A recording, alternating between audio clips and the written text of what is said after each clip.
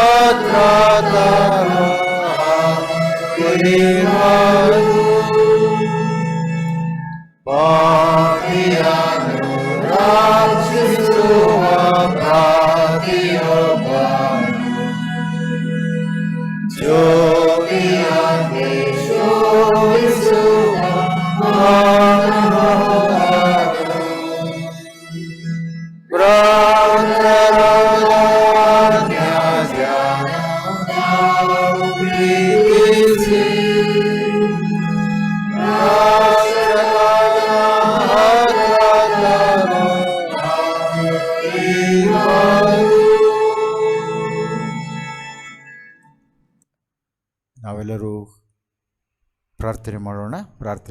ಲೋಕರಕ್ಷಕನೇ, ನಮ್ಮ ಪರಮ ತಂದೆಯ ದೇವರೇ, ಮೆಸ್ಸಿಯನಾಗಿ ಸ್ವಾಮಿ, ನೀನು ಮತ್ತೊಮ್ಮೆ ನಮ್ಮ ಲೋಕವನ್ನು ಪ್ರವೇಶಿಸುವಂಥ ದೇವರು ನೀನಾಗಿರುತ್ತೀ. ಈ ಸಂದರ್ಭದಲ್ಲಿ ಸ್ವಾಮಿ, ನೀನು ಮಾಡಿದಂಥ ಮಹಾ ಉಪಕಾರಗಳನ್ನ ಸ್ಮರಿಸುತ್ತೇವೆ. ಮೆಸ್ಸಿಯನಾಗಿ, ರಕ್ಷಕನಾಗಿ ಸ್ವಾಮಿ, ಜನರ ಕಷ್ಟ ಸಂಕಟಗಳನ್ನು ನಿವಾರಣೆ ಮಾಡುವಂಥ ದೇವರು ನೀನಾಗಿದ್ದಿ. ಮತ್ತಾಯನ ಸುವಾರ್ತೆಯ ಕೆಲವು ವಾಕ್ಯಗಳನ್ನು ನಾವು ಧ್ಯಾನ ಮಾಡುವಂಥ ಕೃಪೆ ಮಾಡು. ಬಂದಿರುವಂಥ ನಮ್ಮೆಲ್ಲರನ್ನ ಸ್ವಾಮಿ ನಿನ್ನ ಶಿಲುಬೆ ಅಡಿಯಲ್ಲಿ ಒಪ್ಪಿಸಿಕೊಡುತ್ತೇವೆ. ಆತ್ಮನಿಂದ ನಮ್ಮನ್ನು ತುಂಬಿಸಿ ನಡೆಸು. ಕೇಳುವಂಥ ವಾಕ್ಯ, ಧ್ಯಾನಿಸುವಂಥ ವಾಕ್ಯವನ್ನು ನಿನಗೆ ನಾವು ಸಮರ್ಪಕವಾಗಿ ಇಡಲಿಕ್ಕಾಗುವಂತೆ ಕೃಪೆ ಮಾಡು. ಬಂದಿರುವಂಥ ನಮ್ಮೆಲ್ಲರನ್ನ ಸ್ವಾಮಿ, ವೀಕ್ಷಿಸುವಂಥ ಎಲ್ಲರನ್ನ ತ್ರಾಣಸ್ಥಕ್ಕೆ ಒಪ್ಪಿಸಿಕೊಡುತ್ತೇವೆ. ಪ್ರಾರ್ಥನೆ ನಮ್ಮ ಕರ್ತನೂ ರಕ್ಷಕನಾದ ಸ್ವಾಮಿ ನಾಮದಲ್ಲಿ ದೀನ ಮನಸ್ಸಿನಿಂದ ಬೇಡಿ ಹೊಂದಿದ್ದೇವೆ ನಮ್ಮ ತಂದೆಯೇ, ಆಮೇಲೆ. ಕರ್ತನಲ್ಲಿ ಪ್ರೀತಿಯ ಸಹೋದರ ಸಹೋದರಿಯರೇ, ಈ ದಿವಸ ನಾವು ಮತ್ತಾಯನ ಸುವಾರ್ತೆ 8ನೇ ಅಧ್ಯಾಯವನ್ನು ನಾವು ಧ್ಯಾನ ಮಾಡಲಿದ್ದೇವೆ. ಅದಕ್ಕಿಂತ ಮುಂಚೆ ನಮ್ಮ ಮಧ್ಯೆ ಸಹೋದರ ರೆವರೆಂಡ್ ಡಾಕ್ಟರ್ ಎಬನೇಜರ್ ಸ್ಯಾಮ್ಯಲ್ ಅವರು ಬಂದಿರುತ್ತಾರೆ. ಇವರು ಬೈಬಲ್ ವಿಷನ್ ಎನ್ನುವಂಥ ಒಂದು ಸಂಸ್ಥೆ, ಇದು ತಮಿಳುನಾಡು ಹಾಗೂ ಇತರ ಭಾಗಗಳಲ್ಲಿ ಹೆಚ್ಚಾಗಿ ದೇವರ ಸುವಾರ್ತೆಯನ್ನು ಸಾರುವಂಥದ್ದು. ಈ ಕಠಿಣ ಕಾಲಗಳಲ್ಲಿ ನಾವು ಯಾವ ರೀತಿಯಲ್ಲಿ ದೇವರ ಸೇವಕರನ್ನು, ವಿಶ್ವಾಸಿಗಳನ್ನು ನಾವು ಬಲಪಡಿಸಬೇಕು, ಅವ್ರಿಗಿರ್ತಕ್ಕಂಥ ಸಮಸ್ಯೆಗಳು, ಅವರಿಗಿರ್ತಕ್ಕಂಥ ಕಷ್ಟ ಸಂಕಟಗಳು, ಸಭೆಯ ಸಮಸ್ಯೆಗಳು, ಇದೆಲ್ಲದರ ಮಧ್ಯದಲ್ಲಿ ನಾವು ಯಾವ ರೀತಿ ಅವರಿಗೆ ಆಲೋಚನೆಯನ್ನು ಅಥವಾ ಕೌನ್ಸಿಲನ್ನು ಕೊಡಬೇಕು ಮತ್ತು ದೇವರ ವಾಕ್ಯದ ಸೇವೆಯನ್ನು ಅವರು ಯಾವ ರೀತಿಯಲ್ಲಿ ಮಾಡಬೇಕೆಂಬುದಾಗಿ ಅವರು ಈ ಒಂದು ಜವಾಬ್ದಾರಿಯನ್ನು ತೆಗೆದುಕೊಂಡು ಸೇವೆಯನ್ನು ನಿರ್ವಹಿಸ್ತಾ ಇದ್ದಾರೆ. ಅವರು ಈ ದಿವಸ ಬಂದಿರತಕ್ಕಂಥದ್ದು ನಮಗೆ ಎಷ್ಟೋ ಸಂತೋಷ. ಆದ ಕಾರಣ ನಿಮ್ಮೆಲ್ಲರ ಪರವಾಗಿ ಹಾಗೂ ನಮ್ಮ ಸಭೆಯ ಸಭಾಪಾಲನಾ ಸಮಿತಿಯ ಪರವಾಗಿ ಅವರನ್ನು ನಾನು ವಂದಿಸಿ ಸಾಗಿಸ್ತೇನೆ. In our midst we have reverend doctor Samuel Ebenezer. He is working for a organization called Bible Vision. Bible Vision is an organization which caters to the needs of meeting the counseling needs of the faithful people in the church, and also they are into evangelization, counseling and so many other Bible activities. So he is going to introduce his program to us, and after that we will have Bible study. And now I request one of you to ನೀವು ಮುಂದೆ ಬಂದು Bible 8ನೇ ಅಧ್ಯಾಯವನ್ನು ಕೆಲವು ಭಾಗಗಳನ್ನು ಓದುವಂತೆ ನಾನು ಕೇಳ್ಕೊಳ್ತೇನೆ. ಪ್ರಾರ್ಥನೆ ಮಾಡಿ ವಾಕ್ಯವನ್ನು ಓದುವಂತೆ ನಾನು ಕೇಳ್ಕೊಳ್ತೇನೆ.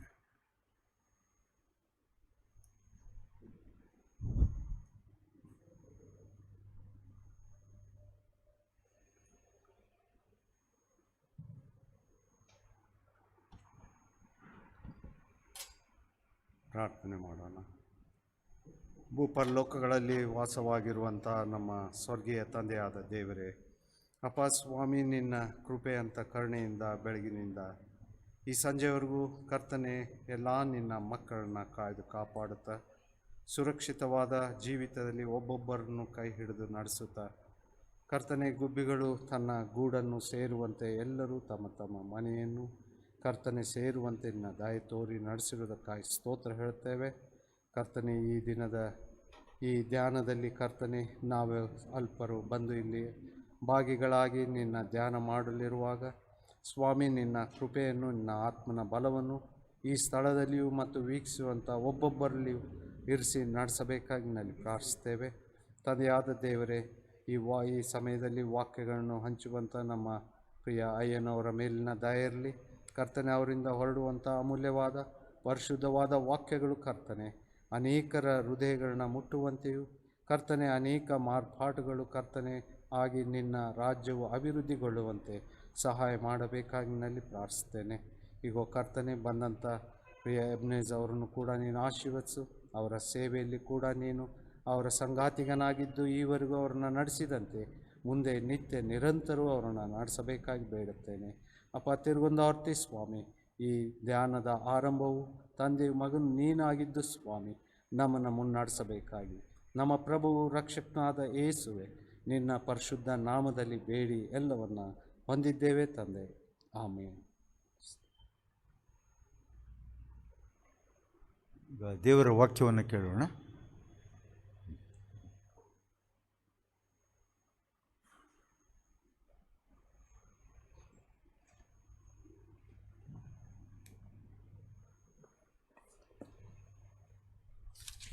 ಈ ದಿನದ ವಾಕ್ಯಕ್ಕಾಗಿ ಮತ್ತಾಯನು ಬರೆದ ಸುವಾರ್ತೆ 8ನೇ ಅಧ್ಯಾಯ 1ರಿಂದ 17ರವರೆಗೆ. ಮತ್ತಾಯನು ಬರೆದ ಸುವಾರ್ತೆ 8ನೇ ಅಧ್ಯಾಯ 1ರಿಂದ 17ರವರೆಗೆ. ಆತನು ಬೆಟ್ಟದಿಂದ ಇಳಿದು ಬರುವಾಗ ಜನರು ಗುಂಪು ಗುಂಪಾಗಿ ಆತನ ಹಿಂದೆ ಹೋದರು. ಯೇಸು ದಯವುಳ್ಳ ಅದ್ಭುತ ಕಾರ್ಯಗಳನ್ನು ಮಾಡಿ ತನ್ನ ಮಹಿಮೆಯನ್ನು ಸ್ವಸ್ಥ ಮಾಡಿದ್ದು. ಒಬ್ಬ ಕುಷ್ಠರೋಗಿಯು ಯೇಸುವಿನ ಬಳಿಗೆ ಬಂದು ಆತನಿಗೆ ಅಡ್ಡಬಿದ್ದು, ಸ್ವಾಮಿ, ನಿನಗೆ ಮನಸ್ಸಿದ್ದರೆ ನನ್ನನ್ನು ಶುದ್ಧ ಮಾಡಬಲ್ಲೆ ಅಂದನು. ಆತನು ಕೈ ನೀಡಿ ಅವನನ್ನು ಮುಟ್ಟಿ, ನನಗೆ ಮನಸ್ಸುಂಟು, ಶುದ್ಧವಾಗು ಅಂದನು. ಕೂಡಲೇ ಅವನ ಕುಷ್ಠವು ವಾಸಿಯಾಯಿತು. ಆಗ ಯೇಸು ಅವನಿಗೆ, ಯಾರಿಗೂ ಹೇಳಬೇಡ ನೋಡು, ಆದರೆ ಹೋಗಿ ಯಾಜಕನಿಗೆ ನಿನಗೆ ಮೈ ತೋರಿಸಿ ಮೋಶೆ ನೇಮಿಸಿದ ಕಾಣಿಕೆಯನ್ನು ಕೊಡು, ಅದು ಜನರಿಗೆ ಸಾಕ್ಷಿಯಾಗಲಿ ಎಂದು ಹೇಳಿದನು. ಶತಾಧಿಪತಿಯ ಆಳನ್ನು ಸ್ವಸ್ಥ ಮಾಡಿದ್ದು ಬಂದಾಗ ದಂಡಿನ ಶತಾಧಿಪತಿಯು ಆತನ ಬಳಿಗೆ ಬಂದು, ಪ್ರಭುವೇ, ನನ್ನ ಆಳು ಪಾರ್ಶ್ವವಾಯುವಿನಿಂದ ಬಹಳ ಕಷ್ಟಪಡುತ್ತಾ ಮನೆಯಲ್ಲಿ ಬಿದ್ದಿದ್ದಾನೆ ಎಂದು ಹೇಳಿಕೊಂಡನು. ಆತನು ಅವನಿಗೆ, ನಾನು ಬಂದು ಅವನನ್ನು ವಾಸಿ ಮಾಡುತ್ತೇನೆ ಎಂದು ಹೇಳಿದ್ದಕ್ಕೆ ಆ ಶತಾಧಿಪತಿಯು, ಪ್ರಭುವೇ, ನೀನು ನನಗೆ ಮನೆಗೆ ಬರತಕ್ಕದ್ದು ಯೋಗ್ಯತೆ ನನ್ನಲ್ಲಿಲ್ಲ. ನೀನು ಒಂದು ಮಾತು ಹೇಳಿದರೆ ಸಾಕು, ನನ್ನ ಆಳಿಗೆ ಗುಣವಾಗುವುದು. ಕೈ ಕೆಳಗಿರುವವನು, ನನ್ನ ಕೈ ಕೆಳಗೆ ಸಿಪಾಯಿಗಳಿದ್ದಾರೆ. ನಾನು ಅವರಲ್ಲಿ ಒಬ್ಬನಿಗೆ ಹೋಗು ಎಂದು ಹೇಳಿದರೆ ಹೋಗುತ್ತಾನೆ, ಮತ್ತೊಬ್ಬನಿಗೆ ಬಾ ಎಂದು ಹೇಳಿದರೆ ಬರುತ್ತಾನೆ. ನನ್ನ ಆಳಿಗೆ ಇಂತಿಂಥದನ್ನು ಮಾಡು ಎಂದು ಹೇಳಿದರೆ ಮಾಡುತ್ತಾನೆ ಅಂದನು. ಯೇಸು ಇದನ್ನು ಕೇಳಿ ಆಶ್ಚರ್ಯಪಟ್ಟು ತನ್ನ ಹಿಂದೆ ಬರುತ್ತಿದ್ದವರಿಗೆ, ನಾನು ಇಂಥ ದೊಡ್ಡ ನಂಬಿಕೆಯನ್ನು ಇಸ್ರಾಯೇಲ್ ಜನರಲ್ಲಿಯೂ ಕಾಣಲಿಲ್ಲವೆಂದು ನಿಮಗೆ ಸತ್ಯವಾಗಿ ಹೇಳುತ್ತೇನೆ. ಇದಲ್ಲದೆ ನಿಮಗೆ ಹೇಳುವುದೇನೆಂದರೆ, ಮೂಡಣ ಪಡುವಣ ದಿಕ್ಕುಗಳಿಂದ ಬಹಳ ಜನ ಬಂದು ಪರಲೋಕ ರಾಜ್ಯದಲ್ಲಿ ಅಬ್ರಹಾಂ, ಈಸಾಕ್, ಯಾಕೋಬ್ ಎಂಬುವರ ಸಂಗಡ ಊಟಕ್ಕೆ ಕೂಡುವರು. ಆದರೆ ಆ ರಾಜ್ಯದ ಬಾಧ್ಯಸ್ಥರು ಹೊರಗೆ ಕತ್ತಲೆಗೆ ಹಾಕಲ್ಪಡುವರು. ಅಲ್ಲಿ ಗೋಳಾಟವು, ಕಟಕಟನೆ, ಹಲ್ಲು ಕಡಿಯೋಣವು ಇರುವವು ಎಂದು ಹೇಳಿದನು. ಬಳಿಕ ಯೇಸು ಆ ಶತಾಧಿಪತಿಗೆ, ನೀನು ನಂಬಿದಂತೆ ನಿನಗಾಗಲಿ, ಹೋಗು ಎಂದು ಹೇಳಿದನು. ಅದೇ ಗಳಿಗೆಯಲ್ಲಿ ಅವನಿಗೆ ಆಳಿಗೆ ಗುಣವಾಯಿತು. ಯೇಸು ಬೇರೆ ಅದ್ಭುತ ಕಾರ್ಯಗಳಿಂದ ತನ್ನ ಕನಿಕರದ ಸ್ವಭಾವವನ್ನು ತೋರಿಸಿದ್ದು. ತರುವಾಯ ಯೇಸು ಪೇತ್ರನ ಮನೆಗೆ ಬಂದು ಆತನ ಅತ್ತೆ ಜ್ವರದಲ್ಲಿ ಬಿದ್ದಿರುವುದನ್ನು ಕಂಡು ಆಕೆಯ ಕೈಯನ್ನು ಮುಟ್ಟಿದನು. ಮುಟ್ಟಿದಾಗಲೇ ಜ್ವರವು ಆಕೆಯನ್ನು ಬಿಟ್ಟು ಹೋಯಿತು. ಆಕೆ ಎದ್ದು ಆತನಿಗೆ ಉಪಚಾರ ಮಾಡಿದಳು. ಸಂಜೆಯಾಗಲು ದೆವ್ವ ಹಿಡಿದ ಬಹಳ ಜನರನ್ನು ಆತನ ಬಳಿಗೆ ಕರೆತಂದರು. ಆತನು ಮಾತು ಮಾತ್ರದಿಂದಲೇ ದೆವ್ವಗಳನ್ನು ಬಿಡಿಸಿದಲ್ಲದೆ ಮೈಯಲ್ಲಿ ನೆಟ್ಟಗಿಲ್ಲದವರೆಲ್ಲರನ್ನು ವಾಸಿ ಮಾಡಿದನು. ಇದರಿಂದ ನಮ್ಮ ಬೇನೆಗಳನ್ನು ತಾನೇ ತೆಗೆದುಕೊಂಡು ನಮ್ಮ ರೋಗಗಳನ್ನು ಹೊತ್ತುಕೊಂಡನು ಎಂದು ಯೆಶಾಯನೆಂಬ ಪ್ರವಾದಿಯಿಂದ ಹೇಳಿರುವ ಮಾತು ನೆರವೇರಿತು. ದೇವರೇ, ನಿನಗೆ ಸ್ತೋತ್ರವಾಗಲಿ. ಈಗ ನಮ್ಮ ಮಧ್ಯದಲ್ಲಿರುವಂಥ ರೆವರೆಂಡ್ ಡಾಕ್ಟರ್ ಸ್ಯಾಮ್ಯುಯಲ್ ಎಬ್ನೇಜರ್ ಅವರು ತಮ್ಮ ಸಂಸ್ಥೆಯ ಕುರಿತು ಹಾಗೂ ನಮ್ಮನ್ನು ಉದ್ದೇಶಿಸಿ ಕೆಲವು ಮಾತುಗಳನ್ನು ಆಡ್ತಾರೆ.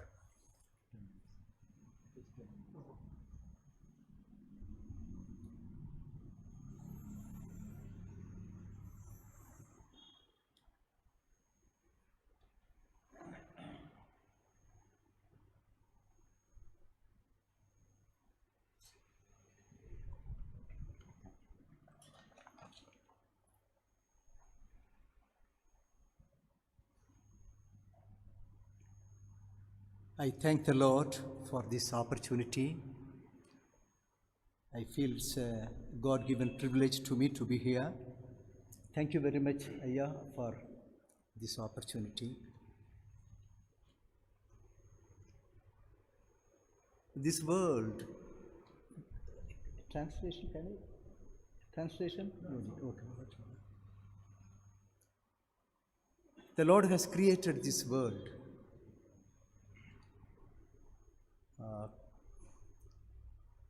God has created us fearfully and wonderfully we are made. An individual has power to create change. You all agree? Yes. Because an ordinary person, when he re-engineers his conscience and chooses a very hard way, he becomes an extraordinary person actually.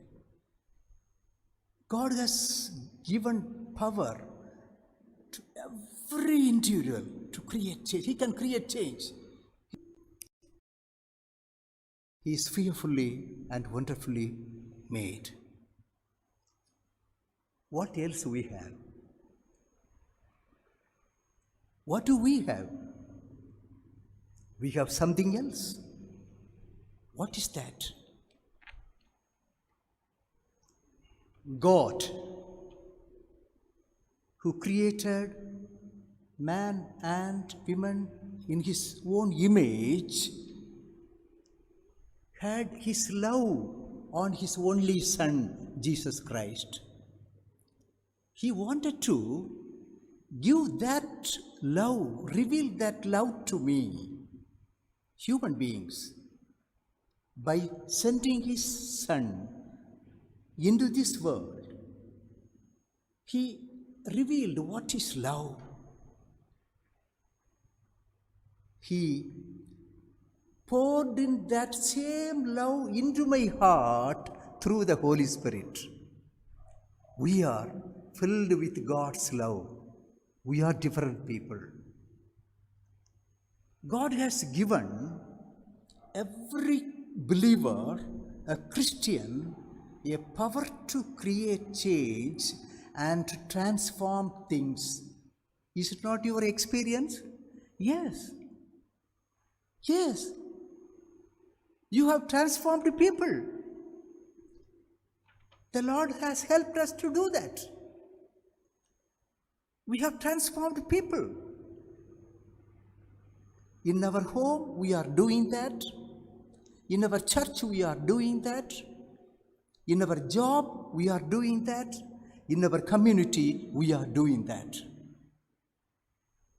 Every believer is a caring evangelist, effective counselor, and an institution of love. You understand actually what is that? Caring evangelist means, as we reveal, I think we may not, there's no need to always say, Jesus loves you like that actually. But a grateful heart is not silent, it's never silent. We reveal God's love in situations. We try to live our faith in our job and communities. Then the love of God is revealed to them. God being our help, by God's grace, we do this in simple acts of justice, love. Don't we do that? We are doing that actually. We are doing that. When we do that, what do? We sow. What does the Bible say? When we sow, someone will reap or I will reap. That's all. Because reaping is the work of the Holy Spirit. As we continue to do that, what happens, we will reap what someone else has already sown also. It is also happening. It is work of the Holy Spirit. Every believer is a caring evangelist. We have come out with a prayer, Lord, do not forsake me till I do my part as caring evangelist and effective counselor and an institution of love. I shouldn't die, Lord, before doing that. Very especially my father, I had to do this to my children, to my neighbors, all at home, all at my working place. Lord, help me. This is the prayer actually. So when it comes to evangelism, we have come out with an online evangelism course in Tamil and English. We are trying to create one in Kannada. I have requested Ayya to work on it actually. That is one of the program. We have some online courses actually. Then we have come out with 3 evangelism kits actually. Evangelism kit. Very simple. We call it 5G. 5G because people shouldn't forget that actually. 5G. 5G means God's letter, good health, greetings, gift and guidelines. God's letter.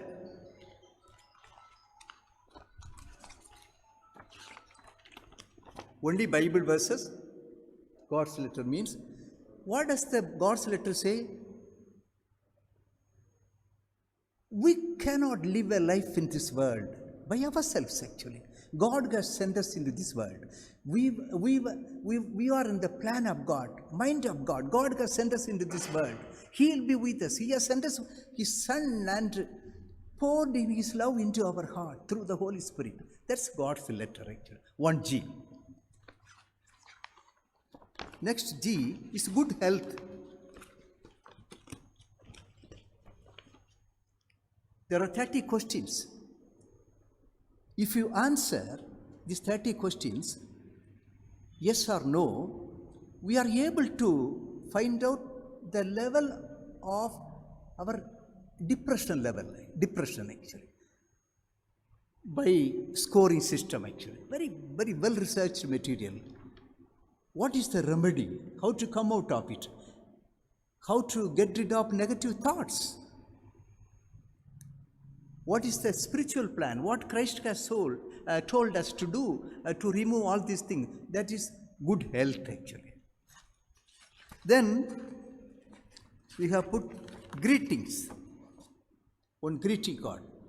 We are created in His own image, like that actually. Gift, we call it gift. Gift means 44 pages multicolor booklet, Life of Jesus Christ. Not only that, the short biographies of St. Thomas, William Carey, Pandita Ramabai, something like that actually, Mother Teresa, like that actually. Then, guidelines to help one another.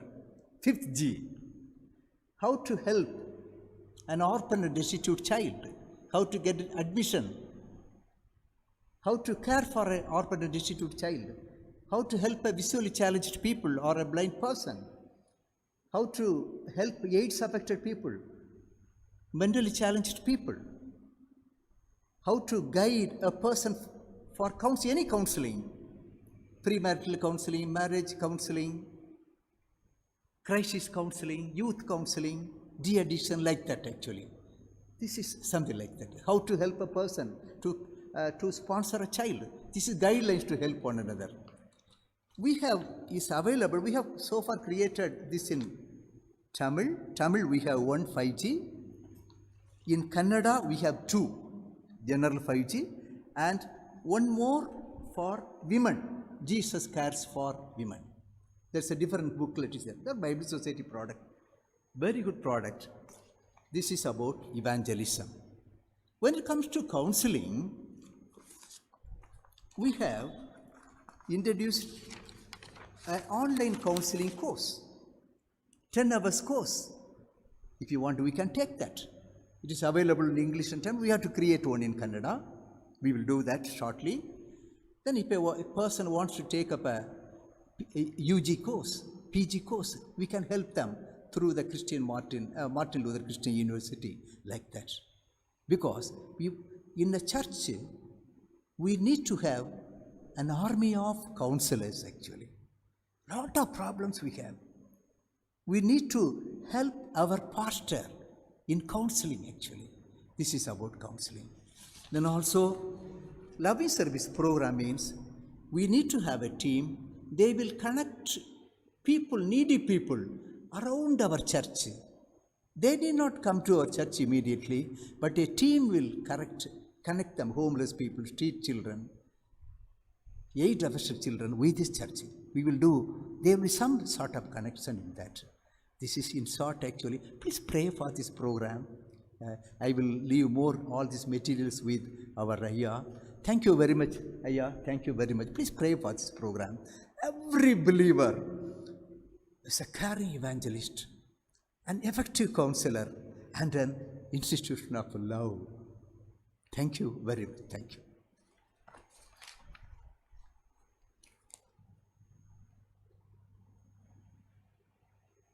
I thank Brother Samuel Ebenezer for sharing his mission with us. In coming days, we will try to form counselors team and evangelist team in our church. Definitely, sir, God bless you. And we will remember you in our prayers. Today we will pray for you.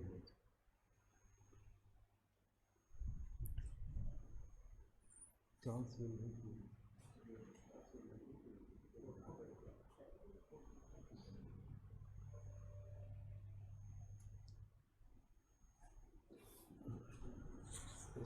ಸಹೋದರಿಯರೇ, ನಾವು ಈ ದಿವಸ ಧ್ಯಾನ ಮಾಡುವಂಥ ದೇವರ ವಾಕ್ಯದ ವಿಷಯ ಈಗಾಗಲೇ ನಮಗೆ ಓದಿದ ಹಾಗೆ ಮತ್ತಾಯನು ಬರೆದ ಸುವಾರ್ತೆ 8ನೇ ಅಧ್ಯಾಯವನ್ನು ನಾವು ಈ ದಿವಸ ಓದಿಕೊಳ್ಳೋಣ, ಅಥವಾ ಅದನ್ನು ಅಧ್ಯಯನಕ್ಕಾಗಿ ನಾವು ತೆಗೆದುಕೊಳ್ಳೋಣ. ನಾವು ಕೆಲವು ವಾಕ್ಯಗಳನ್ನು ಮಾತ್ರ ನಾನು ಹೇಳಲಿಕ್ಕೆ ಇಷ್ಟಪಡ್ತೇನೆ. ಅದಾದ ನಂತರ ನಾವು ಪ್ರಾರ್ಥನೆಯಲ್ಲಿ ಸ್ವಲ್ಪ ಸಮಯವನ್ನು ಕಳೆಯೋಣ. ಮತ್ತಾಯನ ಸುವಾರ್ತೆಯ ಭಾಳ ಪ್ರಮುಖವಾದಂಥ ಒಂದು ವಿಷಯ ಏನು ಅಂತ ಹೇಳಿದ್ರೆ, ಸ್ವಾಮಿ ಮತ್ತಾಯನ ಸುವಾರ್ತೆಯಲ್ಲಿ 28 ಅಧ್ಯಾಯಗಳನ್ನು ಹೊಂದಿದಂಥ ಈ ಅಧ್ಯಾಯದಲ್ಲಿ ಆತನು ಬೋಧನೆ ಮಾಡುವುದು ಮಾತ್ರ ಅಲ್ಲ, ಆತನು ಸ್ವಸ್ಥ ಮಾಡುವಂಥ ಕೆಲಸವನ್ನು ಆತನು ಮಾಡ್ತಾ ಇದ್ದಾನೆ. ಈಗಾಗಲೇ ನಾವು ಸಹೋದರ ಎಬ್ನೇಜರನ್ನು ಕೇಳಿದ್ವಿ. ನಮ್ಮ ಜೀವಿತದಲ್ಲಿ ಸ್ವಾಮಿ ಬೋಧನೆಯನ್ನು ಮಾತ್ರ ಆತನು ಸೇವೆ ವಿಚಾರವಾಗಿ ಆತನು ಹೇಳ್ತಾ ಇಲ್ಲ, ಬದಲಾಗಿ ಕೌನ್ಸಿಲಿಂಗ್ ಅಥವಾ ಆಲೋಚನೆಯನ್ನು ಕೊಡುವಂಥ ದೇವರಾಗಿದ್ದಾನೆ. ಯೆಶಾಯನ ಗ್ರಂಥ 9ನೇ ಅಧ್ಯಾಯದಲ್ಲಿ ನಾವು ನೋಡ್ತೇವೆ, ಆಲೋಚನಾಕರ್ತನು, ನಿತ್ಯನಾದ ತಂದೆ, ಸಮಾಧಾನದ ಪ್ರಭು, ಇದೆಲ್ಲವನ್ನು ಆತನು ತನ್ನ ಸೇವೆಯಲ್ಲಿ ಅಳವಡಿಸಿಕೊಂಡಿರುವಂಥ ಒಬ್ಬ ದೇವರಾಗಿ ನಮ್ಮ ಮಧ್ಯೆ ಆತನು ಕಾರ್ಯವನ್ನು ಸದಾಕಾಲ ನಿರ್ವಹಿಸುವಂಥ ದೇವರಾಗಿದ್ದಾನೆ. ಈ ಮೊದಲನೆಯ ಕೆಲವು ವಾಕ್ಯಗಳನ್ನು ನಾವು ನೋಡುವಾಗ, ಮೊದಲನೇದಾಗಿ ನಾವು ನೋಡುವಂಥ ವಿಚಾರ, ಆತನು ಬೆಟ್ಟದಿಂದ ಇಳಿದು ಬರುವಾಗ ಜನರು ಗುಂಪು ಗುಂಪಾಗಿ ಆತನ ಹಿಂದೆ ಹೋದರು. ಹೌದು, ಈ ದಿವಸ ಜನರಿಗೆ ಬೇರೆ ಯಾವುದೇ ದಾರಿ ಇಲ್ಲ. ಆ ದಿವಸಗಳಲ್ಲಿ ನಾವು ಅದನ್ನೇ ಕಾಣ್ತೇವೆ. ನಾನು ಮುಂದಿನ ದಿವಸಗಳಲ್ಲಿ ಪಿಲಾತನ ಬಗ್ಗೆ ಮಾತನಾಡಲಿಕ್ಕೆ ಇಷ್ಟಪಡ್ತೇನೆ. ಇದ್ದಂಥ ಜನರೆಲ್ಲ ಅವರಿಗೆ ಯೆರೂಸಲೇಮ್ ನಗರದಲ್ಲಿ ಏನೂ ಅದರಿಂದ ಉಪಯೋಗ ಆಗ್ತಾ ಇಲ್ಲ. ಸೊಲೊಮೋನ್ ಕಟ್ಟಿದಂಥ ದೇವಾಲಯ ಇದೆ, ಅಲ್ಲಿ ಒಂದು ಸಭೆ ಇದೆ, ಎಲ್ಲವೂ ಇದ್ದರೂ ಸಹ ಜನರು ಯೇಸು ಸ್ವಾಮಿಯ ಈ ಮೆಸ್ಸಿಯನ ಕಾರ್ಯಗಳನ್ನು ನೋಡುವಾಗ ಅವರು ಆತನ ಹಿಂದೆ ಹೋಗುವುದನ್ನು ನಾವು ಕಾಣ್ತಾ ಇದ್ವಿ. ಬಹಳ ದೊಡ್ಡ ಸಂಖ್ಯೆಯಲ್ಲಿ ಅವರು ಹೋಗ್ತಾ ಇದ್ದರು. ಆತನು ಬೆಟ್ಟದಿಂದ ಯಾವಾಗ ಇಳಿದು ಬರ್ತಾನೆ ಎಂಬುದಾಗಿ ಕಾಯ್ತಾ ಇದ್ದರು. ಬಂದಂಥ ಜನರ ಹಿಂಡು ಆತನ ಹಿಂದೆ ಹೋದರು ಎಂಬುದಾಗಿ ನೋಡ್ತೇವೆ. ಮೊದಲನೆಯ ಕಾರ್ಯವನ್ನು ನಾವು ಇಲ್ಲಿ ನೋಡೋಣ. ಒಬ್ಬ ಕುಷ್ಠರೋಗಿಯನ್ನು ಸ್ವಾಮಿ ಆ ಬೆಟ್ಟದಿಂದ ಇಳಿದು ಬರುವಂಥ ಸಂದರ್ಭದಲ್ಲಿ ಆತನು ನೋಡ್ತಾ ಇದ್ದ. ಅದು ಒಂದು ಅದ್ಭುತ ಕಾರ್ಯ, ಅದ್ಭುತ ಮಿರಕಲ್ ಎಂಬುದಾಗಿ ನಾವು ಕರಿತೇವೆ. ಆತನು ಯೇಸುವಿನ ಬಳಿಗೆ ಬರ್ತಾ ಇದ್ದಾನೆ, ಆತನಿಗೆ ಅಡ್ಡ ಬಿದ್ದಿದ್ದಾನೆ, ಆತನನ್ನು ಆರಾಧಿಸ್ತಾ ಇದ್ದಾನೆ. ಕುಷ್ಠರೋಗಿಗಳು ಆ ದಿವಸದಲ್ಲಿ ನಾವು ನೋಡುವ ಹಾಗೆ ಅವರ ಕುಷ್ಠ ಹತ್ತಿದೆ ಎಂಬುದಾಗಿ ಹೇಳುವಾಗ ಅವರು ಕ್ವಾರಂಟೈನ್ ಲೈಫ್ ಪೂರ್ತಿಯಾಗಿರಬೇಕಾಗಿತ್ತು. ಅನೇಕ ಕುಷ್ಠರೋಗಿಗಳ ಕಥೆ ಇಲ್ಲಿ ನಾವು ನೋಡುವಾಗ ಅದನ್ನೇ ನಾವು ನೋಡ್ತೇವೆ. ನಾಮಾನನ ಕುಷ್ಠರೋಗವು ಅದೇ ರೀತಿಯಲ್ಲಿತ್ತು. For life time they are quarantine, ಅಥವಾ ಅವರನ್ನು ಪ್ರತ್ಯೇಕವಾಗಿ ಇಡ್ತಾಯಿದ್ರು, ಸಾಮಾಜಿಕ ಅಂತರದಲ್ಲಿ ಇಡ್ತಾಯಿದ್ರು.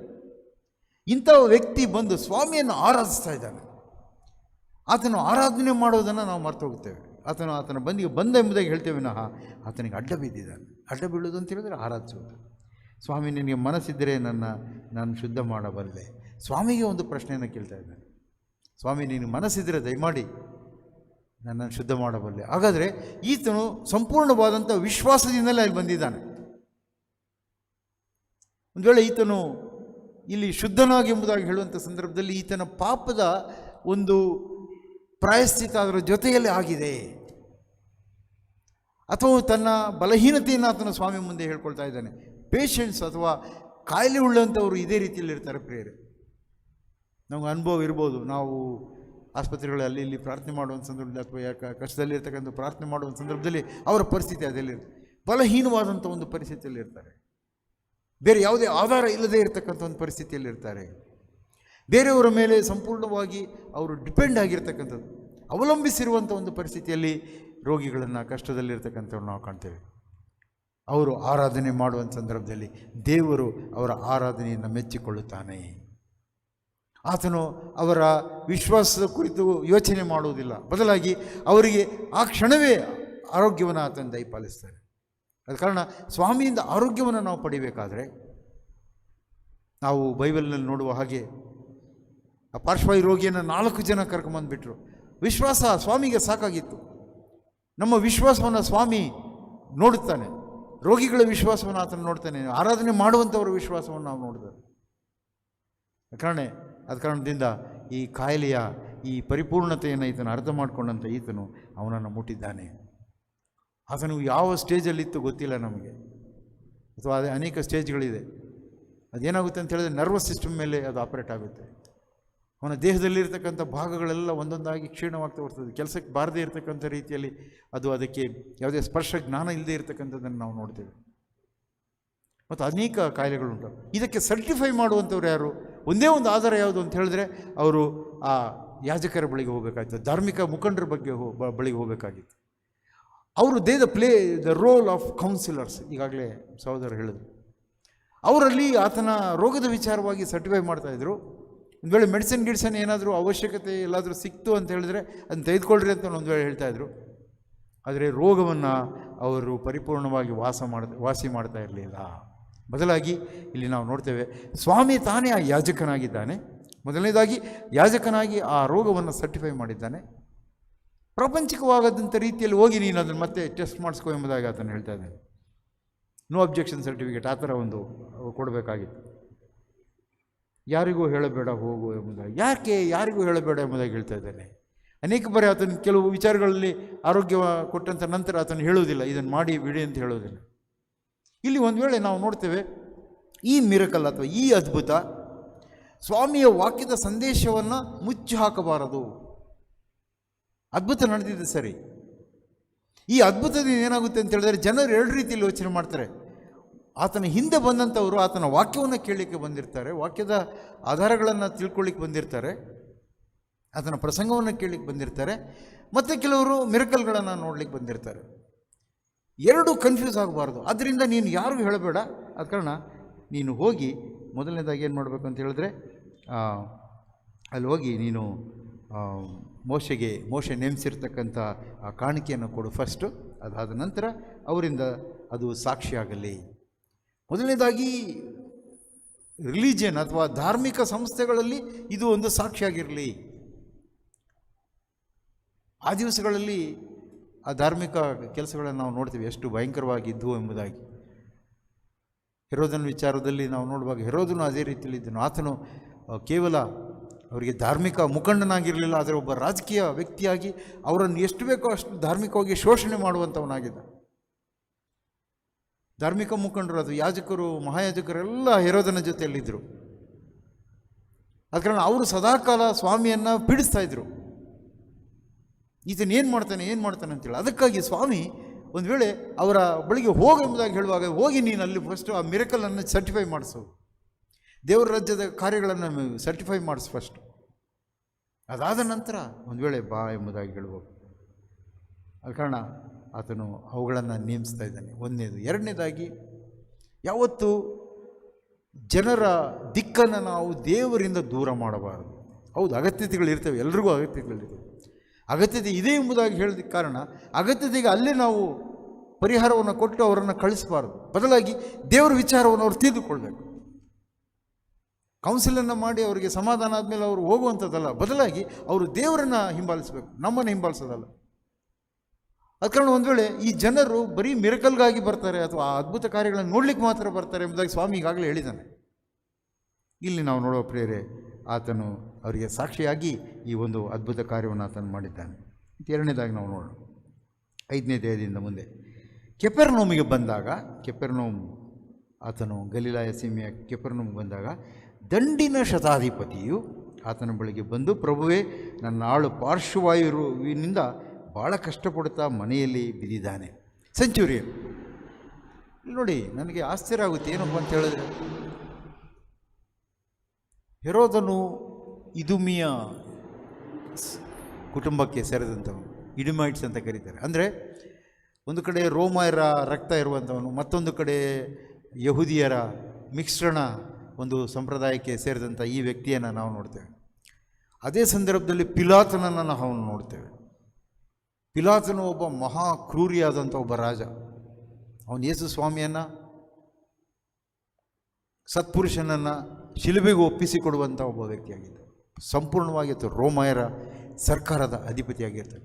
5ನೇ ಕ್ಯೂರೇಟರ್ ಆಗಿ ಆತನನ್ನು ಸಿರಿಯಾದ ಜನರಲ್, ಒಬ್ಬ ರೋಮನ್ ಜನರಲ್ ಆತನನ್ನು ಅಪಾಯಿಂಟ್ ಮಾಡಿರ್ತಾನೆ. ಸೊ ಹೀಗಾಗಿ ಈ ವ್ಯಕ್ತಿ ಎಂಥ ಭಯಂಕರವಾದಂಥ ವ್ಯಕ್ತಿ, ರೋಮಾಯರ ಈ ವ್ಯಕ್ತಿ ಅಂತ ಹೇಳಿದ್ರೆ, ಇವನು ಅಗಸ್ಟಸ್ ಸೀಸರ್ಗಿಂತ ಹೆಚ್ಚಾದಂಥ ಒಂದು ಅಧಿಕಾರವನ್ನು ಹೊಂದಿದಂಥ ಒಬ್ಬ ವ್ಯಕ್ತಿ. ಇವನು ಯೇಸುಸ್ವಾಮಿಯ ಆ ಶಿಲುಬೆಯ ಕಾಲದಲ್ಲಿ ಅಥವಾ ಆತನ ಶ್ರಮಕಾಲದ ನಂತರ ಬರುವಂಥ ಗುಡ್ ಫ್ರೈಡೆಯ ಸಮಯದಲ್ಲಿ ಈತನು ಅಲ್ಲೇ ಇರ್ತಾನೆ. ಆತನ ಹೆಂಡತಿಯೊಂದಿಗೆ ಆತನು ಇರ್ತಾನೆ. ರೋಮಾಯರಿಗೂ ಮತ್ತು ಇಸ್ರಾಯೇಲರಿಗೂ ಅಥವಾ ಯಹೂದ್ಯರಿಗೂ ಸದಾಕಾಲ ಹೋರಾಟವನ್ನು ನಾವು ಕಾಣ್ತಾ ಇರ್ತೇವೆ. ಅವ್ರಲ್ಲಿ ಯಾವುದೇ ಹೊಂದಾಣಿಕೆ ಇಲ್ಲ. ಕಾರಣ ಏನಂತ ಹೇಳಿದ್ರೆ, ಹೆರೋದನ ಚರಿತ್ರೆ ಯೇಸುಸ್ವಾಮಿಯ ಕಾಲದಲ್ಲೇ ನಡೀತಕ್ಕಂಥ ಇದು ಕತೆ. ಭಯಂಕರವಾದಂಥ ಈ ವ್ಯಕ್ತಿ ಏನು ಮಾಡ್ತಾನಂತ ಹೇಳಿದ್ರೆ, ತನ್ನ ಮುದ್ರಣವನ್ನು ಅಂದರೆ ತನ್ನ ಮುದ್ರೆಗಳನ್ನು ಆತನು ಯೆರೂಸಲೇಮಿನ ದೇವಾಲಯದಲ್ಲಿ ಇಡಲಿಕ್ಕೆ ಪ್ರಯತ್ನ ಮಾಡ್ತಾನೆ. ಆಗ ಯಹೂದ್ಯರು ಅದನ್ನು ವಿರೋಧಿಸ್ತಾರೆ. ರೋಮಾಯರು ಮಾಡ್ತಕ್ಕಂಥ ದುಷ್ಟ ಕಾರ್ಯಗಳನ್ನು ನಾವು ನೋಡ್ತೇವೆ. ಯಹೂದ್ಯರಿಗೆ ವಿರುದ್ಧವಾದಂಥ ಆ ಮೂರ್ತಿಯನ್ನು ಅಲ್ಲಿ ಇಡಲಿಕ್ಕೆ ಆತನು ಪ್ರಯತ್ನ ಮಾಡ್ತಾನೆ. ಅದನ್ನು ಇಸ್ರಾಯೇಲರು ಅಥವಾ ಯಹೂದ್ಯರು ವಿರೋಧಿಸುತ್ತಾರೆ. ಅಲ್ಲಿ ಧಾರ್ಮಿಕ ಮುಖಂಡರು ಸಹ ಅದನ್ನು ವಿರೋಧಿಸ್ತಾರೆ. ಇದನ್ನು ಕಂಡಂಥ ಈತನ ಏನು ಮಾಡ್ತಾನೆ ಅಂತ ಹೇಳಿದ್ರೆ, ಸದಾಕಾಲ ಅವರನ್ನು ಅಪೀಸ್ ಮಾಡುವಂಥದ್ದು, ಒಳ್ಳೆ ಬುಕ್ಸಲ್ಲಿ ಇಟ್ಕೊಳ್ಳುವಂಥದ್ದು, ಈ ಕಾರ್ಯವನ್ನು ಮಾಡ್ತಾನೆ. ಅದಕ್ಕೆ ಯೇಸುಸ್ವಾಮಿಯೇ ಕಾರಣ ಆಗ್ತಾನೆ. ರೋಮಾಯರ ರಾಜಕೀಯ ಏನಿದೆ, ಇದು ಭಯಂಕರವಾದಂಥ ಒಂದು ರಾಜಕೀಯ, ಕ್ರೂರವಾದಂಥ ಒಂದು ರಾಜಕೀಯ. ಯೇಸುಸ್ವಾಮಿಯ ಹುಟ್ಟುವುದಕ್ಕಿಂತ ಮುಂಚೆ ಸ್ಪಾರ್ಟಕಸ್ನ ಒಂದು ಚರಿತ್ರೆ ಇದೆ, ಅದು ಬಹಳ ಭಯಂಕರವಾದಂಥ ಚರಿತ್ರೆ. ಈತನು ರೋಮರ ವಿರುದ್ಧವಾಗಿ ಹೋದ ಕಾರಣ, ರೋಮ್ ನಗರದ ಆ ಕ್ಯಾಪಿಟಲ್ ವಿರುದ್ಧ ಹೋದ ಕಾರಣ 3,000 ಜನರ ಅವನ ಸೇನೆಯನ್ನು, ಸ್ಪಾರ್ಟಕಸ್ ಅಂತಕ್ಕಂಥ ಒಬ್ಬ ಗುಲಾಮ ಸೇನೆಯನ್ನು ಅವರು ಹಿಡಿದು ರೋಮಾಯರ ಸರ್ಕಾರ 3,000 ಶಿಲ್ಪೆಗಳನ್ನು ಅವರು ರೋಮ್ ನಗರದ ಸುತ್ತಮುತ್ತಲು ಎಲ್ಲ ರೋಡ್ಗಳಲ್ಲಿ ಅವರು ಹಾಕ್ತಾರೆ. ಅಂದರೆ ರೋಮರ ವಿರುದ್ಧ ಯಾರು ಹೋಗಬಾರದು. ಆದರೆ ಇಲ್ಲೊಬ್ಬ ವ್ಯಕ್ತಿಯನ್ನು ನಾವು ನೋಡ್ತೇವೆ, ಕೆಪೆರ್ನೌಮಿನಲ್ಲಿ, ಗಲಿಲಾಯದಲ್ಲಿ. ಯಾಕೆ ಅಂತ ಹೇಳಿದ್ರೆ ಅಲ್ಲಿ ಹೆಚ್ಚು ಜನರು ಇರುವಂಥ ಜಾಗ. ಇಸ್ ಎ ಕಾಸ್ಮೋಪಾಲಿಟಿನ್, ಒಂಥರ ಎಲ್ಲ ಜನರು ಬಂದು ಹೋಗುವಂಥದ್ದು. ಆದ ಕಾರಣ ಅಲ್ಲಿ ಗೂಢಾಚಾರ್ಯರು ಬೇಕಾಗಿರ್ತದೆ. ಆದ ಕಾರಣ ಒಂದು ವೇಳೆ ಈ ಕೆಪೆರ್ನೌಮಿನಲ್ಲಿ ಈ ಶತಾಧಿಪತಿಯನ್ನು ಅಲ್ಲಿ ರೋಮ್ ಸರ್ಕಾರ ನೇಮಿಸಿರ್ತದೆ. ಈತನು ಭಾಳ ಪವರ್ಫುಲ್ ಆದರೆ ಈತನ ಮನಸ್ಸನ್ನು ನೋಡಿ.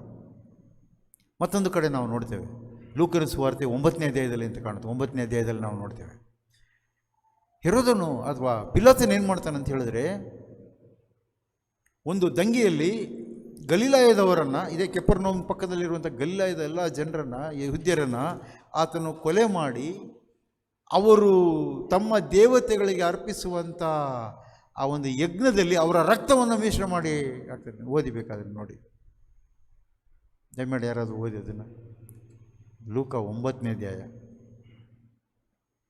ಲೂಕ 9:2 ವಚನ ಅಂತ ಕಾಣುತ್ತೆ. 9:2.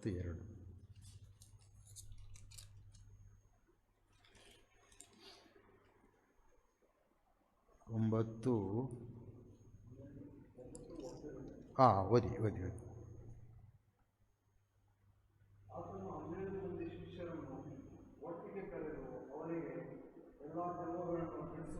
ಒಂದು ನಿಮಿಷ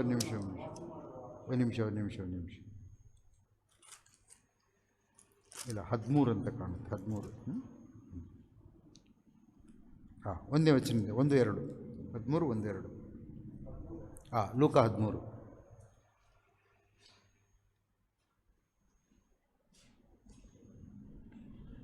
ಅದೇ ಸಮಯದಲ್ಲಿ ಕೆಲವರು ಆತನ ಹತ್ತಿರದಲ್ಲಿದ್ದು, ಪಿಲಾತನು ಗಲಿಲಾಯದವರ ರಕ್ತವನ್ನು ಅವರು ಕೊಟ್ಟ ಬಲಿಗಳ ಸಂಗಡ ಬೆರೆಸಿದನೆಂದು ಆತನಿಗೆ ತಿಳಿಸಿದರು. ಅದಕ್ಕೆ ಆತನು ಅವರಿಗೆ, ಆ ಗಲಿಲಾಯದವರು ಅಂತಹ ಕೊಲೆಯನ್ನು ಅನುಭವಿಸಿದ್ದರಿಂದ ಅವರನ್ನು ಎಲ್ಲ ಗಲಿಲಾಯದವರಿಗಿಂತ ಪಾಪಿಷ್ಠರೆಂದು ಭಾವಿಸುತ್ತೇವೆ. ನೋಡಿ, ಇಲ್ಲಿ ಜನ ಏನು ಭಾವಿಸ್ತಾರೆ ಅಂದರೆ, ಕೂತ್ಕೊಳ್ಳಿ, ಈ ಪಿಲಾತನು ಮಾಡಿದಂಥ ಈ ಒಂದು ಕಾರ್ಯ ಏನಿದೆ, ಈತನು ಭಯಂಕರವಾದಂಥ ಒಬ್ಬ ವ್ಯಕ್ತಿ. ಯೇಸುಸ್ವಾಮಿಯ ಸಂದರ್ಭದಲ್ಲೇ ಆತನು ಒಂದು ವೇಳೆ ಯೇಸುಸ್ವಾಮಿಯನ್ನೇ ಅವನು ಹಿಡ್ಕೊಡ್ಲಿಕ್ಕೆ ಹಿಂದೆ ಮುಂದೆ ನೋಡದೇ ಇರತಕ್ಕಂಥ ಒಬ್ಬ ವ್ಯಕ್ತಿ. ಆತನು ಹೇಳ್ತಾನೆ, ಈತನ ಸತ್ಪುರುಷನ ಈತನಲ್ಲಿ ಏನೂ ಇಲ್ಲ ಅಂತ. ನಮಗೆ ನಾವು should not be carried away by that is appearance. ಅವನ ಹಿಂದೆ ಒಂದು ಕುತಂತ್ರ ಇದೆ, ಷಡ್ಯಂತ್ರ ಇದೆ. ನಮ್ಮ ರಾಜಕೀಯದಲ್ಲಿ ಷಡ್ಯಂತ್ರ ಇದೆ. ಏನದು ಅಂತ ಹೇಳಿದ್ರೆ, ಗಲಿಲಾಯದವರು ಈಗಾಗಲೇ ಸ್ವಾಮಿಯಿಂದ ಇದ್ದಾರೆ. ಒಂದು ವೇಳೆ ಇಲ್ಲಿ ನಾವು ನೋಡ್ತೇವೆ ಶತಾಧಿಪತಿಯ ಸ್ವಾಮಿಯನ್ನು ಹಿಂಬಾಲಿಸ್ತಕ್ಕಂಥ ಕೆಪೆರ್ನೌಮ್ನಲ್ಲಿ. ಆದ ಕಾರಣ ಈ ಪಿಲಾತನು ಆರ್ಡಿನರಿ ಮನುಷ್ಯ ಅಲ್ಲ. ರೋಮರ ಚಕ್ರಾಧಿಪತ್ಯ ಸಂಪೂರ್ಣವಂಥ ಶತಾಧಿಪತಿಗಳು 100 ಜನ ಇವನ ಕೈಯಲ್ಲಿರ್ತಾರೆ. ಸುಮಾರು ಇವನಿಗೆ ಒಂದು 5,000 ಜನ ಸಿಪಾಯಿಗಳ ಒಂದು ದೊಡ್ಡ ಸೇನೆ ಇರುತ್ತೆ. ಯಾರಿಗೆ? ಪಿಲಾತನಿಗೆ. Is all powerful. ಆತನು ಯೇಸು ಸ್ವಾಮಿ ಶಿಲುಬೆ ಸಂದರ್ಭದಲ್ಲಿ ಈತನು ಯೆರೂಸಲೇಮಿನಲ್ಲೇ ಇರ್ತಾನೆ. ಇವನ ಹತ್ರ ತರ್ತಾರೆ. ಅವಾಗ ಸ್ವಾಮಿಯನ್ನು ತಂದು ವಿಚಾರಣೆ ಮಾಡುವ ಸಂದರ್ಭ ಈತನಿಗೆ ಏನೂ ಇಲ್ಲ ಅಂತ ಗೊತ್ತಾದಾಗ ಈತನ ಏನು ಮಾಡ್ತಾನೆ ಅಂತ ಹೇಳಿದ್ರೆ ಹೆರೋದನ ಹತ್ರ ಮತ್ತೆ ಕಳಿಸ್ತಾನೆ. ಯಾಕೆ ಕಳಿಸ್ತಾನೆ ಹೆರೋದನ ಹತ್ರ ಅಂತ ಹೇಳಿದ್ರೆ, ಈ ಘಟನೆ ಏನಿದೆ ಈಗ ಓದಿದಂಥ 13ನೇ ಅಧ್ಯಾಯದಲ್ಲಿ ಬಂದಂಥ ಈ ಘಟನೆ, ಗಲಿಲಾಯದವರ ರಕ್ತವನ್ನು ತಮ್ಮ ದೇವರುಗಳಿಗೆ ಅರ್ಪಿಸುವಂಥ ಸಂದರ್ಭದಲ್ಲಿ ಸೇರಿಸ್ತಾನೆ ಅಂತಕ್ಕಂಥ ಮಾತೇನಿದೆ. ಈ ಸಂದರ್ಭದಲ್ಲಿ ಹೆರೋದನ ಫ್ಯಾಮಿಲಿಯನ್ನು ಸಹ ಇವನು ಬಲಿ ಹಾಕಿರ್ತಾನೆ. ಈ ಕಾರಣದಿಂದಾಗಿ ಹೆರೋದನು ಇವನನ್ನು ಹೇಟ್ ಮಾಡ್ತಾ ಇರ್ತಾನೆ. Herod is also enemy of Pontius Pilate. ಆದರೆ ಇಲ್ಲಿ ಈತನ ಕಾಂಪ್ರಮೈಸ್ ಮಾಡ್ಕೊಳ್ತಾನೆ. ಸರಿ, ಕಳಿಸ್ಬಿಡೋಣ ಯೇಸು ಸ್ವಾಮಿನ ಹೆರೋದ ಹತ್ರ ಹೋಗಲಿ, ಏನು ಹೇಳ್ತಾನೆ ನೋಡೋಣ, ಅವನಿಗೂ ಒಂದು ಸ್ವಲ್ಪ ಸಂತೋಷ ಆಗಲಿ ಅಂತೇಳಿ ಅವನ ಹತ್ರ ಕಳಿಸ್ತಾನೆ. ಹೆರೋದನು ಯೇಸು ಸ್ವಾಮಿಯನ್ನು ನೋಡಿದ್ದ, ಅವನಿಗೂ ಒಂದು ಕಡೆ ಭಯ. ಎಲ್ಲಿ ಎಲಿಯನ್ ಬಂದ್ಬಿಟ್ಟಿದ್ದಾನೆ ಅಂತೇಳಿ ಅವನಿಗೂ ಭಯ. ಅಥವಾ ಎಲ್ಲಿ ಕೊನೆಯ ಪ್ರವಾದಿಯಾದಂಥ ಸ್ನಾನಿಕನಾದಂಥ ಯೋಹಾನ ಬಂದಿದ್ದಾನೆ ಅಂತೇಳಿ ಭಯ. ಆತನು ಅದನ್ನು ಟಚ್ ಮಾಡೋದಿಲ್ಲ. ಅವನು ಸ್ವಾಮಿಯನ್ನು ಶಿಲ್ಬಿಗೆ ಹಾಕಿಸುವುದಂಥ ವಿಚಾರದಲ್ಲಿ ಆತನು ಸಮ್ಮತನಾಗಿರ್ತಾನೆ. ಮತ್ತೆ ಹೆರೋದನಿಗೆ ಕಳಿಸುವಂಥದ್ದನ್ನು ನಾವು ನೋಡ್ತೀವಿ. ಆದರೆ ಹೆರೋದ ಅವನು ಅನ್ಕೋಬೋದು, ನಾನು ಸ್ವಾಮಿಯನ್ನು ಈ ರೀತಿ ಹೇಳುವುದರ ಮೂಲಕವಾಗಿ ಏನು ನನಗೂ ಈ ಕೊಲೆಗೂ ಸಂಬಂಧ ಇಲ್ಲ, ಕೈ ತೊಳೆದ್ಬಿಡ್ತೇನೆ ಅಂತೇಳಿ. ಅನೇಕರು ನಾವು ನೋಡ್ತೇವೆ ಪ್ರಿಯರೇ, ನಮ್ಮ ಸಮಾಜದಲ್ಲಿ, ನಮ್ಮ ಇದರಲ್ಲಿ ತೆಗೆದುಕೊಳ್ಳಬೇಕಾದಂಥ ನಿರ್ಧಾರವನ್ನು ಸರಿಯಾದಂಥ ರೀತಿಯಲ್ಲಿ ತೆಗೆದುಕೊಳ್ಳೋದಿಲ್ಲ. ಅಲ್ಲಿ ಏನಾಯಿತು ಅಂತ ಹೇಳಿದ್ರೆ, ಯೇಸು ಸ್ವಾಮಿಯ ಈ ಶಿಲುಬೆಯ ಈ ಒಂದು ಸುವಾರ್ತೆ ಆಗಲಿ ಅಥವಾ ದೇವರ ರಾಜ್ಯದ ವಿಚಾರಗಳಾಗಲಿ, ಈಗ ಇದು ಬರೀ ಯಹೂದ್ಯರಿಗೆ ಮಾತ್ರ ಸೀಮಿತ ಆಗಲಿಲ್ಲ. ಅನ್ಯರು ಅಂದರೆ ರೋಮರ ಅಂಗಳದಲ್ಲಿ ಈಗ ಸಮಸ್ಯೆ ಇದೆ, ಅದರ ವಿಚಾರಣೆ ಇದೆ.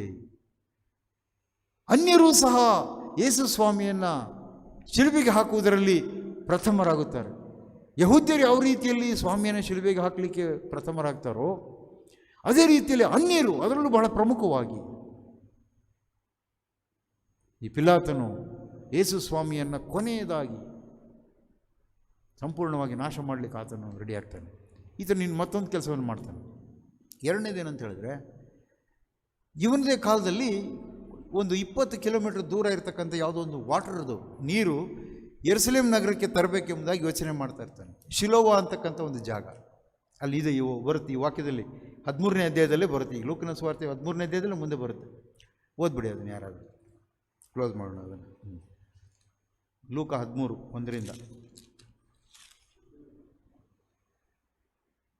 ಓದಿ 13. ಈಗ ಓದಿದ್ರಲ್ಲ ಅದನ್ನು ಮುಂದೆ ಓದಿ. ಲೂಕನ ಸುವಾರ್ತೆ 13.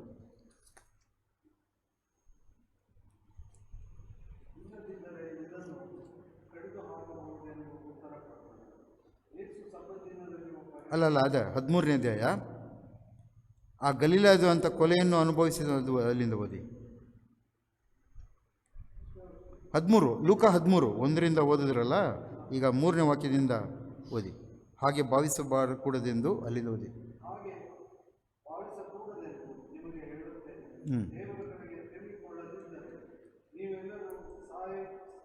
ಹಾಗೆಯೇ ಹಾಳಾಗಿ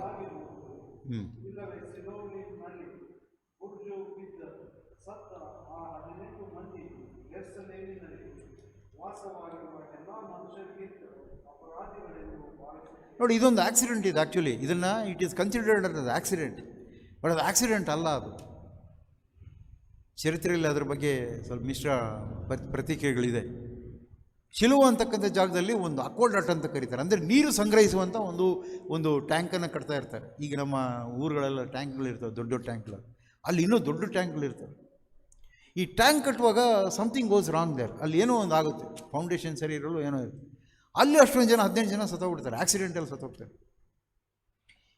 ಈ ಕೊಲೆ ಅಥವಾ ಈ ಆಕ್ಸಿಡೆಂಟ್ಗೂ ಕಾರಣ ಪಿಲಾತನೇ ಅಂತೇಳಿ ಜನರು ನಂಬಿರ್ತಾರೆ. ಅದು ಒಂದು. ಮತ್ತು ಮೂರನೇದು ಒಂದು ಇದಿದೆ. ಅದೇನು ಅಂತ ಹೇಳಿದ್ರೆ, ಅದು ಈ ಭಾಗದಲ್ಲಿ ಇಲ್ಲ. ಅದು ಮೂರನೇದು ಯಾವುದು ಅಂತ ಹೇಳಿದ್ರೆ, ಈ ಮೋಶೆಯ ಮಂಜೂಷವನ್ನು, ಮೋಶೆಯ ಆರ್ಕ್ ಅಂತ ಏನಿದೆ, ಮತ್ತು ದೇವಾಲಯದ ಅಥವಾ ದೇವರಿಗೆ ಸಂಬಂಧಪಟ್ಟಂಥ ಗುಡಾರದ ಕೆಲವು ವಸ್ತುಗಳನ್ನು ರಾಜರ ಕಾಲದಲ್ಲಿ ಒಬ್ಬ ಉಜಿಯ ಅಂತಕ್ಕಂಥ ರಾಜ ಅವನೇನು ಮಾಡ್ತಾನೆ, ಅವನು ಹೇಳುವಂಥ ರೀತಿಯಲ್ಲಿ ಅದು ಎಲ್ಲೋ ಒಂದು ಕಡೆ ಗೆರಿಜಿಮ್ ಅಂತಕ್ಕಂಥ ಸಮಾರ್ಯದವರ ಆರಾಧನೆಯ ಜಾಗ ಏನಿದೆ ಅಲ್ಲಿದೆ ಅಂಥೇಳಿ ಅವನು ಹೇಳಿದಾಗ, ಅಂಥ ಜನರು ಏನು ಮಾಡ್ತಾರೆ ಅಂದರೆ, ಈ ಪಿಲಾತನ ಕಾಲದಲ್ಲಿ ಅವರು ಈ ರಾಜನ ವಿರುದ್ಧವಾಗಿ ಸಮಾರ್ಯದವರು ಹೋಗ್ತಾರೆ. ಪಿಲಾತನ ವಿರುದ್ಧವಾಗಿ ಸಮಾರ್ಯದವರು ಹೋಗ್ತಾರೆ. ಸಮಾರ್ಯದವರು ಹೋಗುವಂಥ ಸಂದರ್ಭದಲ್ಲಿ ಅವರನ್ನು ಏನು ಮಾಡ್ತಾನೆ ಅಂತ ಹೇಳಿದ್ರೆ, ಈ ಮನುಷ್ಯ ಪಿಲಾತನು ಅವರನ್ನೂ ಸಹ ಸಾಯಿಸ್ತಾನೆ. ಸಮಾರ್ಯದವರನ್ನು ಬಿಡೋದಿಲ್ಲ, ಅವ್ರನ್ನೂ ಸಾಯಿಸ್ತಾನೆ. ಅಲ್ಲೇನೋ ಮಿಸ್ಟೇಕ್ ಆಗುತ್ತೆ, ಹೇಳಿದ್ದಾರೆ ಅಂತ ಹೇಳ್ತಾರೆ, ಹುಡುಕಬೇಕು ಅಂತ ಹೇಳಿದಾಗ ಈ ಜನರನ್ನು, ಸಮಾರ್ಯದ ಜನರನ್ನು ಪಿಲಾತನು ಅಲ್ಲಿ ಹೋಗುವುದಕ್ಕೆ ಬಿಡದೆ ಅವರನ್ನು ಅಲ್ಲಿ ಸಹ ಕೊಲೆ ಮಾಡ್ತಾನೆ. ಸಮಸ್ಯೆ ಏನು ಅಂತ ಹೇಳಿದ್ರೆ, ಮೋಶೆ ಅಲ್ಲಿ ಇಟ್ಟಿದ್ದಾನೆ ಆ ವಸ್ತುಗಳನ್ನು ಅಂತ ಹೇಳಿದ್ರೆ, ಅದು ಯೋರ್ದಾನ್ನ ನಂತರದಲ್ಲಿರ್ತಕ್ಕಂಥ ಜಾಗ, ಯೋರ್ದಾನನ್ನು ದಾಟಿ ಅವರು ಬರಬೇಕು. ಆದರೆ ಮೋಶೆ ಯೋರ್ದಾನನ್ನು ದಾಟೇ ಇಲ್ಲ. ಅವನು ಯೋರ್ದಾನ್ಗಿಂತ ಮುಂಚೆನೇ ಸ್ವಾಮಿ ಅವನನ್ನು ಸಮಾಧಿ ಮಾಡಿರ್ತಾನೆ, ಅಥವಾ ಆತನನ್ನು ತನ್ನ ಕೈವಶಕ್ಕೆ ತೆಗೆದುಕೊಂಡಿರ್ತಾನೆ. ಅವನ ಕೊನೆ ಯೋರ್ದಾನ್ ನಂತರ ಬರೋದು, ಯೋರ್ದಾನ್ ದಾಟಿದ ನಂತರ ಆಗೋದು. ಸೊ ಈ ರೀತಿಯಾದಂಥ ಮಿಸ್ಟೇಕ್ಗಳನ್ನು ಈತನು ಮಾಡಿ ಭಾಳ ಪ್ರಚಂಡನಾದಂಥ ಒಬ್ಬ ವ್ಯಕ್ತಿಯಾಗಿದೆ. ಆದರೆ ಇಲ್ಲಿ ನಾವು ನೋಡುವ ಪ್ರೇರೆ, ಈ ಶತಾಧಿಪತಿ, ಇಂತಹ ಆಡಳಿತದಲ್ಲಿಯೂ ಒಬ್ಬನನ್ನು ಸ್ವಾಮಿ ಕಾಣ್ತಾ ಇದ್ದಾನೆ, ಶತಾಧಿಪತಿ. ಆ ಶತಾಧಿಪತಿ ಅವನ ವಿಶೇಷತೆ ಏನು ಅಂತ ಹೇಳಿದ್ರೆ, ಸ್ವಾಮಿಗೆ ಒಂದು ವೇಳೆ 100 ಸೋಲ್ಜರ್ಸ್ ಅಥವಾ ಸಿಪಾಯಿಗಳಿಗೆ ಈತನೊಬ್ಬ ಹೆಡ್ ಆಗಿದ್ದಾನೆ ಅಂತಂದರೆ, 5,000 ಸಿಪಾಯಿಗಳಿಗೆ ಎಷ್ಟು ಜನ ಶತಾಧಿಪತಿಗಳಿದ್ರು, ಇವನ ಕೈಯಲ್ಲಿ ಎಷ್ಟು ಜನ ಸಿಪಾಯಿಗಳಿದ್ರು? 5,000 ಜನ ಅಂದರೆ ಎಷ್ಟಾಯಿತು?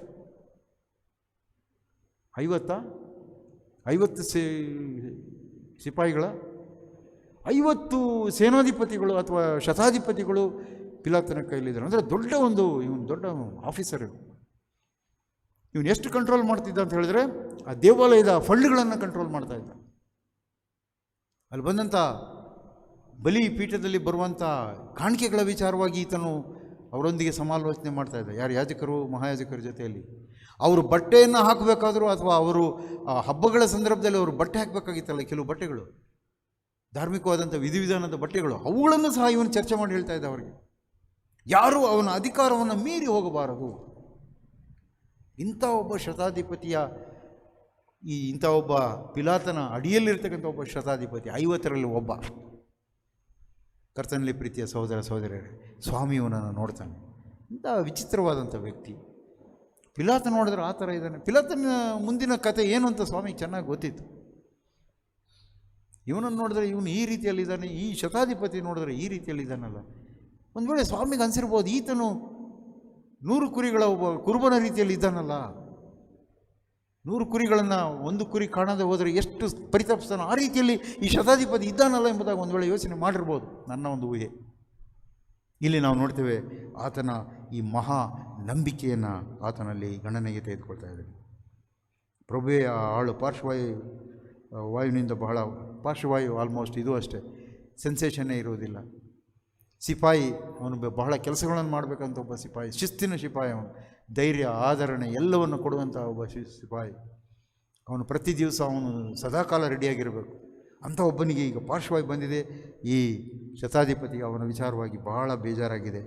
ಆತನು ಸ್ವಾಮಿಯ ಬಳಿಗೆ ಬಂದು ಆಲೋಚನೆಯನ್ನು ತಿಳ್ಕೊಳ್ಳೋದಕ್ಕೆ ಮಾತ್ರ ಅಲ್ಲ, ಬದಲಾಗಿ ಅವನು ಸ್ವಸ್ಥ ಮಾಡಬೇಕೆನ್ನುವಂಥ ಒಂದು ವಿಶೇಷವಾದ ನಂಬಿಕೆಯಿಂದ ಆತನು ಬಂದಿದ್ದಾನೆ. ವಾಸಿ ಮಾಡಿದ್ದು ಹೇಳಿ ಆ ಶತಾಧಿಪತಿ, ಪ್ರಭುವೇ ನೀನು ನನ್ನ ಮನೆಗೆ ಬರತಕ್ಕಷ್ಟು ಯೋಗ್ಯತೆಯನ್ನು ನೀನು. ಅವನು ತಾನು ರೋಮನ್ ಒಬ್ಬ ಅಧಿಕಾರಿ ಎಂಬುದನ್ನು ಮರೆತಿದ್ದಾನೆ. ಯಹೂದಿಗಳು, ಇಸ್ರಾಯೇಲರು ರೋಮನ್ನರನ್ನು ವಿರೋಧಿಸ್ತಾರೆ ಅಂತಕ್ಕಂಥದ್ದನ್ನು ಆತ ಮರೆತಿದ್ದಾನೆ. ಆತನೊಬ್ಬ ಶ್ರೀಮಂತನಾದಂಥ ಒಬ್ಬ ಶತಾಧಿಪತಿಯಾಗಿರೋ ಅದನ್ನೂ ಸಹ ಆತನು ಮರೆತು ಹೋಗುತ್ತಾನೆ. ಅವನ ದರ್ಪ, ಗಾಂಭೀರ್ಯ ಎಲ್ಲವನ್ನು ಮರೆತು ಸ್ವಾಮಿಯ ಬಳಿಯಲ್ಲಿ ಬಂದು ಆತನು ಬಹಳ ಪರಿತಾಪವಾದಂಥ ಧ್ವನಿಯಿಂದ ಸ್ವಾಮಿ ಕೇಳ್ತಾ ಇದ್ದ, ನೀನು ನನ್ನ ಮನೆಗೆ ಬರತಷ್ಟು ಯೋಗ್ಯತೆ ನನ್ನಲ್ಲಿ. ಬೇರೆಯವರಾಗಿದ್ದರೆ ಆರ್ಡರ್ ಮಾಡ್ತಾಯಿದ್ರೆ, ಕಳಿಸ್ರಿ, ಕಾರ್ ಕಳಿಸ್ರಿ, ಬನ್ನಿರಿ, ಕರ್ಕೊಂಬನ್ನಿರಿ, ಯಾರಾದ್ರು ವಿಷಯ ಮಾಡೋಣ. ಸ್ವಸ್ಥ ಮಾಡಲಿ ಅಂತೇಳಿ ಕೇಳ್ಬೋದು. ನಾಮಾನನ ವಿಚಾರ ನಾವು ನೋಡ್ತೇವೆ. ನಾಮಾನನು ಎಲೀಷನ ಬಳಿಗೆ ಹೋಗೋದಕ್ಕೆ ಅವನಿಗೆ ಮನಸ್ಸಿಲ್ಲ. ಆದರೆ ಇಲ್ಲಿ ಒಬ್ಬ ವ್ಯಕ್ತಿಯನ್ನು ನಾವು ನೋಡ್ತೇವೆ.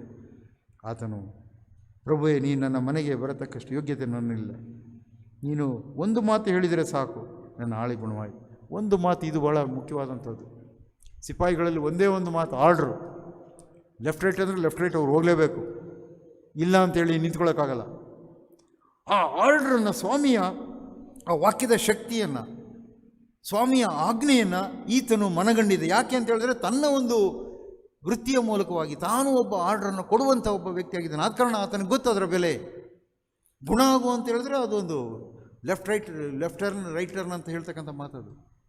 ಅವರ ದಿಕ್ಕನ್ನೇ ಬದಲಿಸುವಂಥ ಆಜ್ಞೆಯನ್ನು ಸ್ವಾಮಿ ಕೊಡ್ತಾನೆ ಅಂಥೇಳಿ ಈ ವ್ಯಕ್ತಿಗೆ ಚೆನ್ನಾಗಿ ಗೊತ್ತಿತ್ತು. ಅಷ್ಟು ಹೇಳಿದರೆ ಸಾಕು, ಸ್ವಾಮಿ ನೀನು ಬಂದು ಹೇಳಿದರೆ ಸಾಕು, ನನ್ನ ಆಳಿಗೆ ಗುಣವಾಗುತ್ತೆ ಡೆಫಿನೆಟಾಗಿ. ನಾನು ಸ್ಟ್ರೈಟಾಗಿ ಹೋಗ್ರಿ ಅಂದರೆ ಸ್ಟ್ರೈಟಾಗಿ ಅವರು ನನ್ನ ಬೆಟಾಲಿಯನ್ ಅವರು ಹೋಗಲೇ ನಡಿಲೇಬೇಕು. ಅವರು ಫೈರ್ ಅಂದರೆ ಫೈರ್ ಮಾಡಲೇಬೇಕು. ಈ ಆಜ್ಞೆಯನ್ನು ತಿಳಿದಂಥ ಈ ವ್ಯಕ್ತಿ ಸ್ವಾಮಿಗೆ ಹೇಳ್ತಕ್ಕಂಥ ಮಾತನ್ನು ನಾವು ನೋಡಿ, ಅವನ ಆಳಿಗೆ ಗುಣವಾಗುತ್ತದೆ, ಸೈತಾನ ಓಡಿ ಹೋಗ್ತಾನೆ, ಅವನ ಕಷ್ಟಗಳು ತೀರ್ತವೆ, ಅವನ ರೋಗ ವಾಸಿಯಾಗುತ್ತದೆ. ನಾನು ಸಹ ಮತ್ತೊಬ್ಬರ ಕೈಗಳಿಗೆ ಇದನ್ನು ಹೇಳ್ತಾನೆ, ತನ್ನ ಅನುಭವನೇ ಆತನು ಹೇಳ್ತಾ ಇದ್ದಾನೆ. ನನ್ನ ಇತರರ ಕೈಗಳಿರೋನು ಅವನೇನು ಹೇಳ್ತಾನೋ ಅದನ್ನು ನಾನು ಮಾಡ್ತೇನೆ. ನನ್ನ ಕೈ ಕೆಳಗೆ ಸಿಪಾಯಿಗಳಿದ್ದಾರೆ, ಆದ ಕಾರಣ ಆ ಆರ್ಡ್ರ್ ಹೆಂಗಿರುತ್ತೋ, ನಾನು ಆರ್ಡ್ರಂತೆ ನಡೀತಕ್ಕಂಥವನು, ಮತ್ತು ನಾನು ಕೊಡುವಂಥ ಆರ್ಡ್ರ್ ಏನಿದೆ, ನನ್ನ ಕೈ ಕೆಳಗಿರೋ ಸಿಪಾಯಿಗಳೇನಿದ್ದಾರೆ ಅವರು ಸಹ ಅದೇ ರೀತಿಯಲ್ಲಿ ನಡೆದುಕೊಳ್ಳುತ್ತಾರೆ.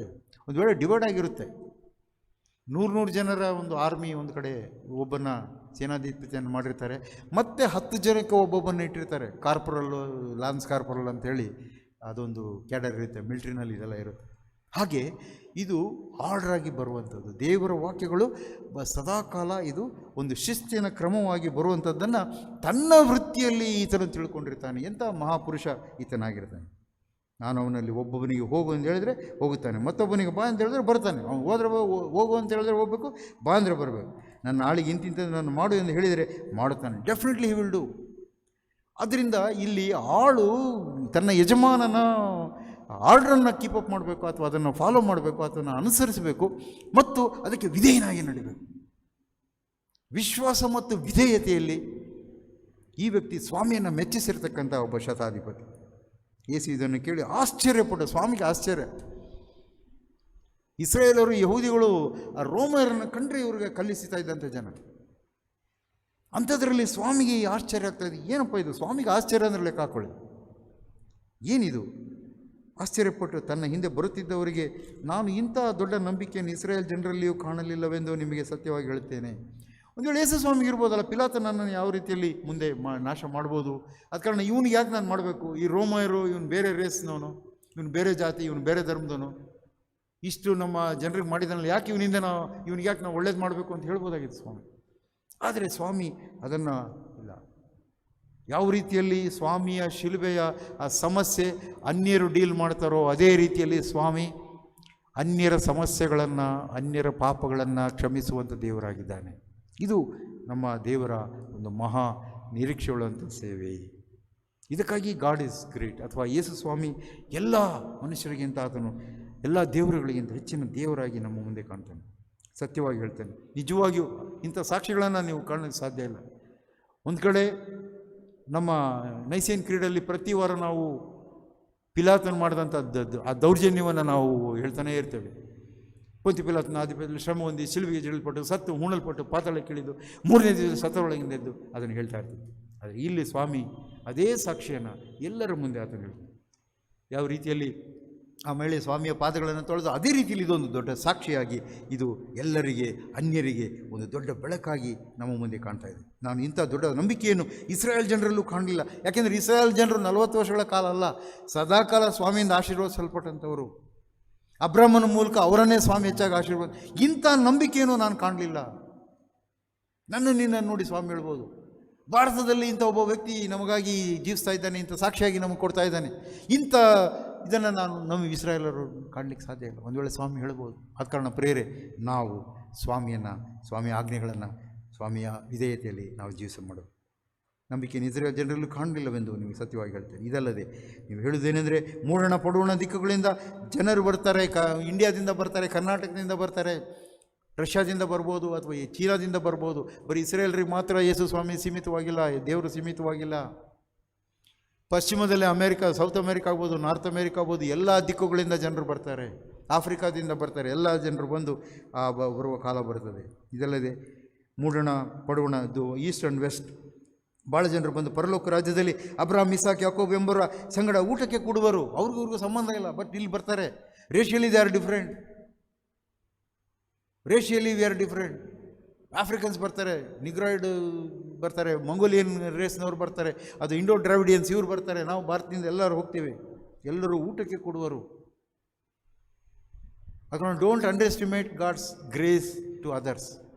ಯಾಕಂದ್ರೆ ದೇವರ ಕೃಪೆ ಎಲ್ಲರ ಮೇಲಿದೆ. ಆದರೆ ಆ ರಾಜ್ಯದ ಬಾಧ್ಯಸ್ಥರು ಹೊರಗೆ ಹಾಕಲ್ಪಡುವರು. ಕೆಪೆರ್ನೌಮ್ನಲ್ಲಿ ಆಗ್ತಕ್ಕಂಥದ್ದು ಅದೇನೆ, ಗಲಿಲಾಯದಲ್ಲಿ ಆಗ್ತಾ ಇರ್ತಕ್ಕಂಥದ್ದು ಅದೇನೆ. ಕೇವಲ ಹೆರೋದನನ್ನು ಅಥವಾ ಇನ್ನೊಬ್ಬನ ಯಾರನ್ನೋ ಅಪೋಸ್ ಮಾಡ್ತಾ ಇರ್ತೇವೆ. ಇಲ್ಲಿ ನಾವು ನೋಡ್ತೇವೆ ಯೇಸು ಸ್ವಾಮಿಯನ್ನು ಸಹ ಅವರು ಸರಿಯಾಗಿ ನಂಬಲಿಕ್ಕೆ ಆಗೋದಿಲ್ಲ. ಅದಕ್ಕಾಗಿ ಒಂದು ವೇಳೆ ಆ ಮಾತನ್ನು ಸ್ವಾಮಿಯಲ್ಲಿ ಹೇಳ್ತಾರೆ, ಅಲ್ಲಿ ಗೋಲಾಟವು ಕಟಕಣೆ ಇರುವು ಎಂದು ಹೇಳಿದರು. ಬಳಿಕ ಯೇಸು ಶತಾಧಿಪತಿಗೆ, ನೀನು ನಂಬಿದಂತೆ ನಿನಗಾಗಲಿ, ಹೋಗು. ಒಂದು ಆರ್ಡರ್ ಇದು, ನೀನು ಸ್ಟ್ರೈಟಾಗಿ ಹೋಗಪ್ಪ, ನೀನು ನಂಬಿದಂತೆ ನಿನಗಾಗಲಿ, ಹೋಗು ಎಂದು ಹೇಳಿದನು. ಅದೇ ಗಳಿಗೆಯಲ್ಲಿ ಅವನ ಆಳಿಗೆ ಗುಣವಾಯಿತು. ದೇವರ ವಾಕ್ಯ ಯಾವತ್ತು, ದೇವರ ಕಮಾಂಡ್ಮೆಂಟ್, ದೇವರ ಆಜ್ಞೆ, ದಶಾಜ್ಞೆಗಳಾಗ್ಬೋದು, ಯಾವುದೇ ಆಜ್ಞೆಗಳು, ಯಾವುದೇ ದೇವರ ವಾಕ್ಯದ ಯಾವುದೇ ಒಂದು ಭಾಗ ಆಗಿರ್ಬೋದು, ಅದು ಯಾವುದೇ ರೀತಿಯಲ್ಲಿ ಕೆಲಸವನ್ನು ಮಾಡದೆ ದೇವರ ಬಳಿಗೆ ಬರೋದಿಲ್ಲ. ಅದು ಎಲ್ಲ ಕೆಲಸವನ್ನು ಮಾಡಿ ಬರ್ತದೆ. ಆ ಕೆಲಸವನ್ನು ಮಾಡಿ ಬರುವಂಥ ಸಂದರ್ಭದಲ್ಲಿ ಅದು ರೆಕಗ್ನೈಸ್ ಮಾಡುವಂಥದ್ದು ಏನಂತ ಹೇಳಿದರೆ, ದೇವರ ಕೃಪೆಯನ್ನು ಅದು ಎಲ್ಲರಲ್ಲಿ ಗುರುತಿಸುತ್ತೆ. ದೇವರ ವಿಧೇಯತೆ ಅವನಲ್ಲಿ ಇರಬೇಕು. ಮತ್ತು ತಗ್ಗಿದ ಸ್ವಭಾವದಿಂದ ತನ್ನನ್ನು ಸ್ವಾಮಿಗೆ ಅರ್ಪಿಸಿಕೊಳ್ಳಬೇಕು. ದೇವರ ಕೌನ್ಸಿಲಿಂಗ್ ಅಥವಾ ದೇವರ ಆ ಒಂದು ಆಲೋಚನೆಯನ್ನು ಸ್ವೀಕರಿಸುವಂತಹ ಆ ಎಲ್ಲ ಕಮಾಂಡ್ಮೆಂಟ್ಸ್ ಅಥವಾ ಎಲ್ಲ ಆಜ್ಞೆಗಳು ನೆರವೇರುತ್ತವೆ. ಎಲ್ಲರಿಗೆ ಕೊಡಲ್ಪಟ್ಟಿದೆ. ದೇವರು ಈ ರೀತಿಯಲ್ಲಿ ನಮ್ಮನ್ನು ಆಶೀರ್ವದಿಸಲಿ. ಈಗ ನಾವು ಪ್ರಾರ್ಥನೆಯ ಸಮಯಕ್ಕೆ ಹೋಗೋಣ. ಪ್ರಾರ್ಥಿಸುವಂತೆ ನಾನು ಕೇಳ್ಕೊಳ್ತೀನಿ.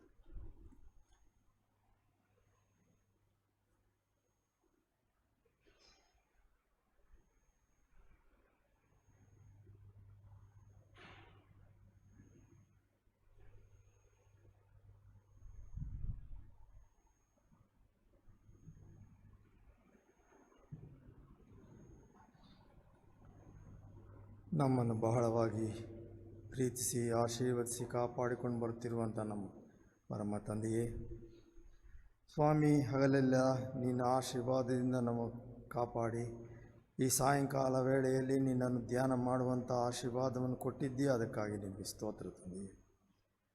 ಈ ಸಮಯವನ್ನು ಅನೇಕರು ಕಳೆದುಕೊಂಡಿರುತ್ತಾರೆ ಸ್ವಾಮಿ. ಅವರೆಲ್ಲರಿಗೂ ನಿನ್ನ ಆಶೀರ್ವಾದದ ಬೆಳಕನ್ನು ಕೊಟ್ಟು ಕಾಪಾಡಿ ನಡೆಸಪ್ಪ ಸ್ವಾಮಿಯ.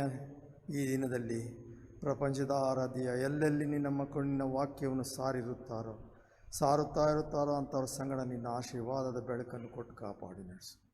ಅವರು ಸಾರಿದಂಥ ವಾಕ್ಯ ನಿಷ್ಪ್ರಯೋಜನವಾಗದಂತೆ ತಂದೆಯೇ, ಕೇಳಿಸಿಕೊಂಡಂಥ ಒಂದೊಂದು ಆತ್ಮವು ನಿನಗೆ ಮೆಚ್ಚುಗೆಗಳ ಮಕ್ಕಳಾಗಿ ಜೀವಿಸುವಂಥ ಸಹಭಾಗ್ಯವನ್ನು ಆಶೀರ್ವದಿಸಿ ಕಾಪಾಡಿ ನಡೆಸು. 100ರಷ್ಟು 60ರಷ್ಟು 30ರಷ್ಟು ಫಲ ಫಲಿಸುವಂಥ ವಾಕ್ಯಗಳಾಗಿ ಅವರ ಹೃದಯದಲ್ಲಿ ಬಿತ್ತಲ್ಪಟ್ಟು ಸಾಕ್ಷಿಗಳಾಗಿ ನಿಲ್ಲುವಂಥ ಸೌಭಾಗ್ಯವನ್ನು ಕೊಟ್ಟು ಕಾಪಾಡಿ ನಡೆಸಪ್ಪ ಸ್ವಾಮಿ. ಅನೇಕ ಸ್ಥಳಗಳಲ್ಲಿ ನಿನ್ನ ವಾಕ್ಯವನ್ನು ಸಾರಲು ಹೋಗಿರುವ ಅನೇಕ ಕಷ್ಟ, ಸಂಕಟ, ದುಃಖ, ಚಿಂತೆ, ತಡೆಗಳು ಬಂದಿರಬಾರದ ನೀನೇ ನಿನ್ನ ಆಶೀರ್ವಾದದ ಬೆಳಕನ್ನಂತಹ ಸ್ಥಳದಲ್ಲಿ ಹೇರಳವಾಗಿ ಅನುಗ್ರಹಿಸಿಕೊಡು ಸ್ವಾಮಿ. ಈ ಕೋವಿಡ್-19 ಎಂಬ ಈ ಮಹಾಮಾರಿಯ ಕಾಯಿಲೆಯಿಂದ ಜನರು ತತ್ತರಿಸಿ ಹೋಗಿದ್ದಾರಪ್ಪ. ಅವರೆಲ್ಲರಿಗೂ ನಿನ್ನ ನಿತ್ಯ ಜೀವದ ಆಶೀರ್ವಾದವನ್ನು ಕೊಟ್ಟು ಕಾಪಾಡಿ ನಡೆಸು. ನಮ್ಮ ಆಲಯದಲ್ಲಿರುವಂಥ ಅನೇಕ ವೃದ್ಧರು, ಹಿರಿಯರು, ಮಕ್ಕಳು ಎಲ್ಲರನ್ನೂ ನಿನ್ನ ಗಾಯವುಳ್ಳ ಹಸ್ತಗಳಲ್ಲಿಟ್ಟು ಕಾಪಾಡಿ ನಡೆಸು ಸ್ವಾಮಿ. ಅವರಿಗೆ ಬೇಕಂತೆಲ್ಲ ಆರೋಗ್ಯ ಭಾಗ್ಯವನ್ನು ಕೊಟ್ಟು ಕಾಪಾಡಿ ನಡೆಸಪ್ಪ ಸ್ವಾಮಿ. ಈಗ ಶಾಲೆಗಳು ತೆರೆದಿರುತ್ತದೆ. ಶಾಲೆಗಳಿಗೆ ಹೋಗುವಂಥ ಮಕ್ಕಳು ಸ್ವಾಮಿ, ಅನೇಕರು ತಮ್ಮ ಎಲ್ಲ ಜ್ಞಾನ, ವಿವೇಕ, ಬುದ್ಧಿಶಕ್ತಿಯಿಂದ ಅವರು ಕೊಡುವಂಥ ಎಲ್ಲ ಇನ್ಸ್ಟ್ರಕ್ಷನ್ಗಳಿಗೆ ಬೇಕಾದಂಥ ಜ್ಞಾನವನ್ನು ಕೊಟ್ಟು ಅವರು ಅದೇ ರೀತಿ ನಡೆದುಕೊಂಡು ನಿನಗೆ ಮಕ್ಕಳಾಗಿ ಜೀವಿಸುವಂಥ ಸೌಭಾಗ್ಯವನ್ನು ಕೊಟ್ಟು ಕಾಪಾಡಿ ನಡೆಸು ಸ್ವಾಮಿ. ನಾವು ಈಗ ಕೇಳಿದ ಅಲ್ಪ ವಿಜ್ಞಾಪನೆಯನ್ನು ಈಗ ಕೇಳಿದೆ ಬಿಟ್ಟಿರೋ ಸಕಲ ಮೇಲುಗಳನ್ನು ತಂದೆಯೇ, ನಮ್ಮ ಚಿತ್ತದ ಮೇಲೆ ಅಲ್ಲ ಸ್ವಾಮಿ, ನಿನ್ನ ಚಿತ್ತದಂತೆ ನಮ್ಮ ಒಬ್ಬೊಬ್ಬರಿಗೂ ಅನುಗ್ರಹಿಸಿಕೊಟ್ಟು ಆಶೀರ್ವದಿಸಿ ಕಾಪಾಡಿ ನಡೆಸೆಂದು ಯೇಸುವೆ ನಿನ್ನ ಒಂದೇ ಮುದ್ದಾದ ಹೆಸರಿನಲ್ಲಿ ಬೇಡಿ ಹೊಂದಿದ್ದೇವೆ ನಮ್ಮ ಪರಮ ತಂದೆಯೇ. ಏನಾದರೂ ಪ್ರಾರ್ಥನೆ ಮಾಡ್ತೀರಾ ಬ್ರದರ್?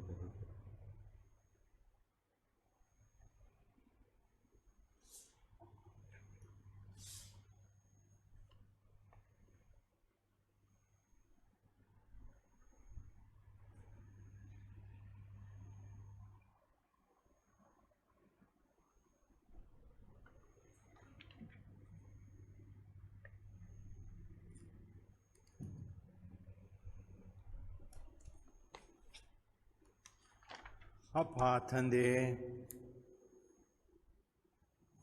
ನಿನ್ನ ಮಕ್ಕಳಾದ ನಾವು ಈ ಸುನಾಮದಲ್ಲಿ ಬಂದಿದ್ದೇವೆ ಸ್ವಾಮಿ.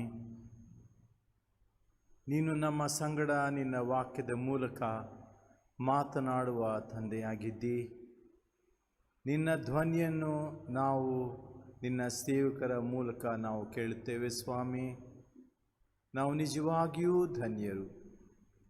ದೇವ, ನಮ್ಮನ್ನು ಕಾಪಾಡು. ಯಾರ್ಯಾರು ನಿನ್ನ ಮೇಲೆ ತಮ್ಮ ವಿಶ್ವಾಸವನ್ನು ಇಟ್ಟಿದ್ದಾರೋ ಅವರ ಕೈ ನೀನೆಂದಿಗೂ ಬಿಡುವವನಲ್ಲ. ಅಂಥ ದೇವರು ನೀನಾದ್ದರಿಂದ ನಿನ್ನನ್ನು ನಾವು ಕೊಂಡಾಡುತ್ತೇವೆ. ನಿನ್ನ ರಾಜ್ಯ ಬೇಗ ಬರಲಿ ಸ್ವಾಮಿ. ದೇವ, ಇಲ್ಲಿ ಕೂಡಿರುವ ಒಬ್ಬೊಬ್ಬರನ್ನು ಹೆಸರಾಗಿ ಆಶೀರ್ವದಿಸು. ಅವರ ಕುಟುಂಬಗಳನ್ನು ನೀನು ಆಶೀರ್ವದಿಸು. ದೇವ, ಈ ಸಭಾಪಾಲಕರನ್ನು ನೀನು ಆಶೀರ್ವದಿಸು. ಅವರ ಕುಟುಂಬವನ್ನು ನೀನು ಆಶೀರ್ವದಿಸು. ಅವರ ಮೂಲಕ ನಿನ್ನ ವಾಕ್ಯವನ್ನು ನಾವು ಕೇಳುತ್ತೇವೆ. ಅವರನ್ನು ನಿನ್ನ ದಿವ್ಯವಾದ ಆಶೀರ್ವಾದದಿಂದ, ನಿನ್ನ ಪರಿಶುದ್ಧಾತ್ಮನಿಂದ ನೀನು ತುಂಬಿಸು ಸ್ವಾಮಿ. ಯೇಸುರಾಜ, ನೀನು ನಮ್ಮ ಪರಲೋಕದ ಕುರುಬನಾದ್ದರಿಂದ ನಮ್ಮ ಕೈಗಳನ್ನು ನಿನ್ನ ಕೈಲಿಟ್ಟಿದ್ದೇವೆ. ನೀನೇ ನಮ್ಮ ಕೈಯನ್ನು ಹಿಡಿದು ನಿನ್ನ ರಾಜ್ಯದೆಡೆಗೆ ನಡೆಸು ಸ್ವಾಮಿ. ದೇವ, ನಮ್ಮ ಪ್ರಾರ್ಥನೆ ಕೇಳಿದ್ದಕ್ಕಾಗಿ ನಿನಗೆ ಕೋಟಿ ವಂದಿಸುತ್ತೇವೆ. ಯೇಸು ನಾಮದಲ್ಲಿ ಬೇಡುತ್ತೇವೆ ನಮ್ಮಪ್ಪ, ಆಮೇಲೆ. ನಾವೆಲ್ಲರೂ ಕರ್ತನ ಪ್ರಾರ್ಥನೆ ಒಟ್ಟಾಗಿ ಹೇಳುವ. ಪರಲೋಕದಲ್ಲಿ ನಮ್ಮ ತಂದೆ, ನಾಮವು ಪರಿಶುದ್ಧವೆನಿಸು, ರಾಜ್ಯವು ಬರಲಿ, ಚಿತ್ತವು ಪರಲೋಕದಲ್ಲಿ ನೆರವೇರುವ ಪ್ರಕಾರ ಭೂಲೋಕದಲ್ಲಿ ನೆರವೇರಲಿ. ನಮ್ಮ ದಿನದ ಆಹಾರವನ್ನು ದಯಪಾಲಿಸು. ತಪ್ಪು ಮಾಡಿದನ್ನು ನಾವು ಕ್ಷಮಿಸುವಂತೆ ನಮ್ಮ ತಪ್ಪುಗಳನ್ನು ಕ್ಷಮಿಸು. ಶೋಧನೆಯೊಳಗೆ ಸೇರಿಸಿದ ಕೇಡಿನ ನಮ್ಮನ್ನು ತಪ್ಪಿಸು. ರಾಜ್ಯವು ಬಲವು ಮಹಿಮೆ ಸದಾಕಾಲ ನಿನ್ನವೇ ಸ್ವಾಮಿ, ಆಮೇಲೆ. ನಮ್ಮ ಕರ್ತನಾದ ಯೇಸು ಕ್ರಿಸ್ತನ ಕೃಪೆಯು, ತಂದೆಯ ದೇವರ ಪ್ರೀತಿ, ಪವಿತ್ರಾತ್ಮನ ಅನ್ಯೋನ್ಯತೆ ಸಹಾಯತೆ ನಡೆಸಬೇಕೆ ನಮ್ಮೊಂದಿಗೆ ಯಾರಾದ್ರೂ ವೀಕ್ಷಿಸುವಂಥ ಎಲ್ಲ ವಿಶ್ವಾಸಿಗಳೊಂದಿಗೆ, ಲೋಕದ ಎಲ್ಲ ಜನರೊಂದಿಗೆ ಮುಂದಿನ ಎಲ್ಲ ದಿವಸ ನಿತ್ಯ ನಿರಂತರ ನೆಲೆಯಾಗಿರಲಿ.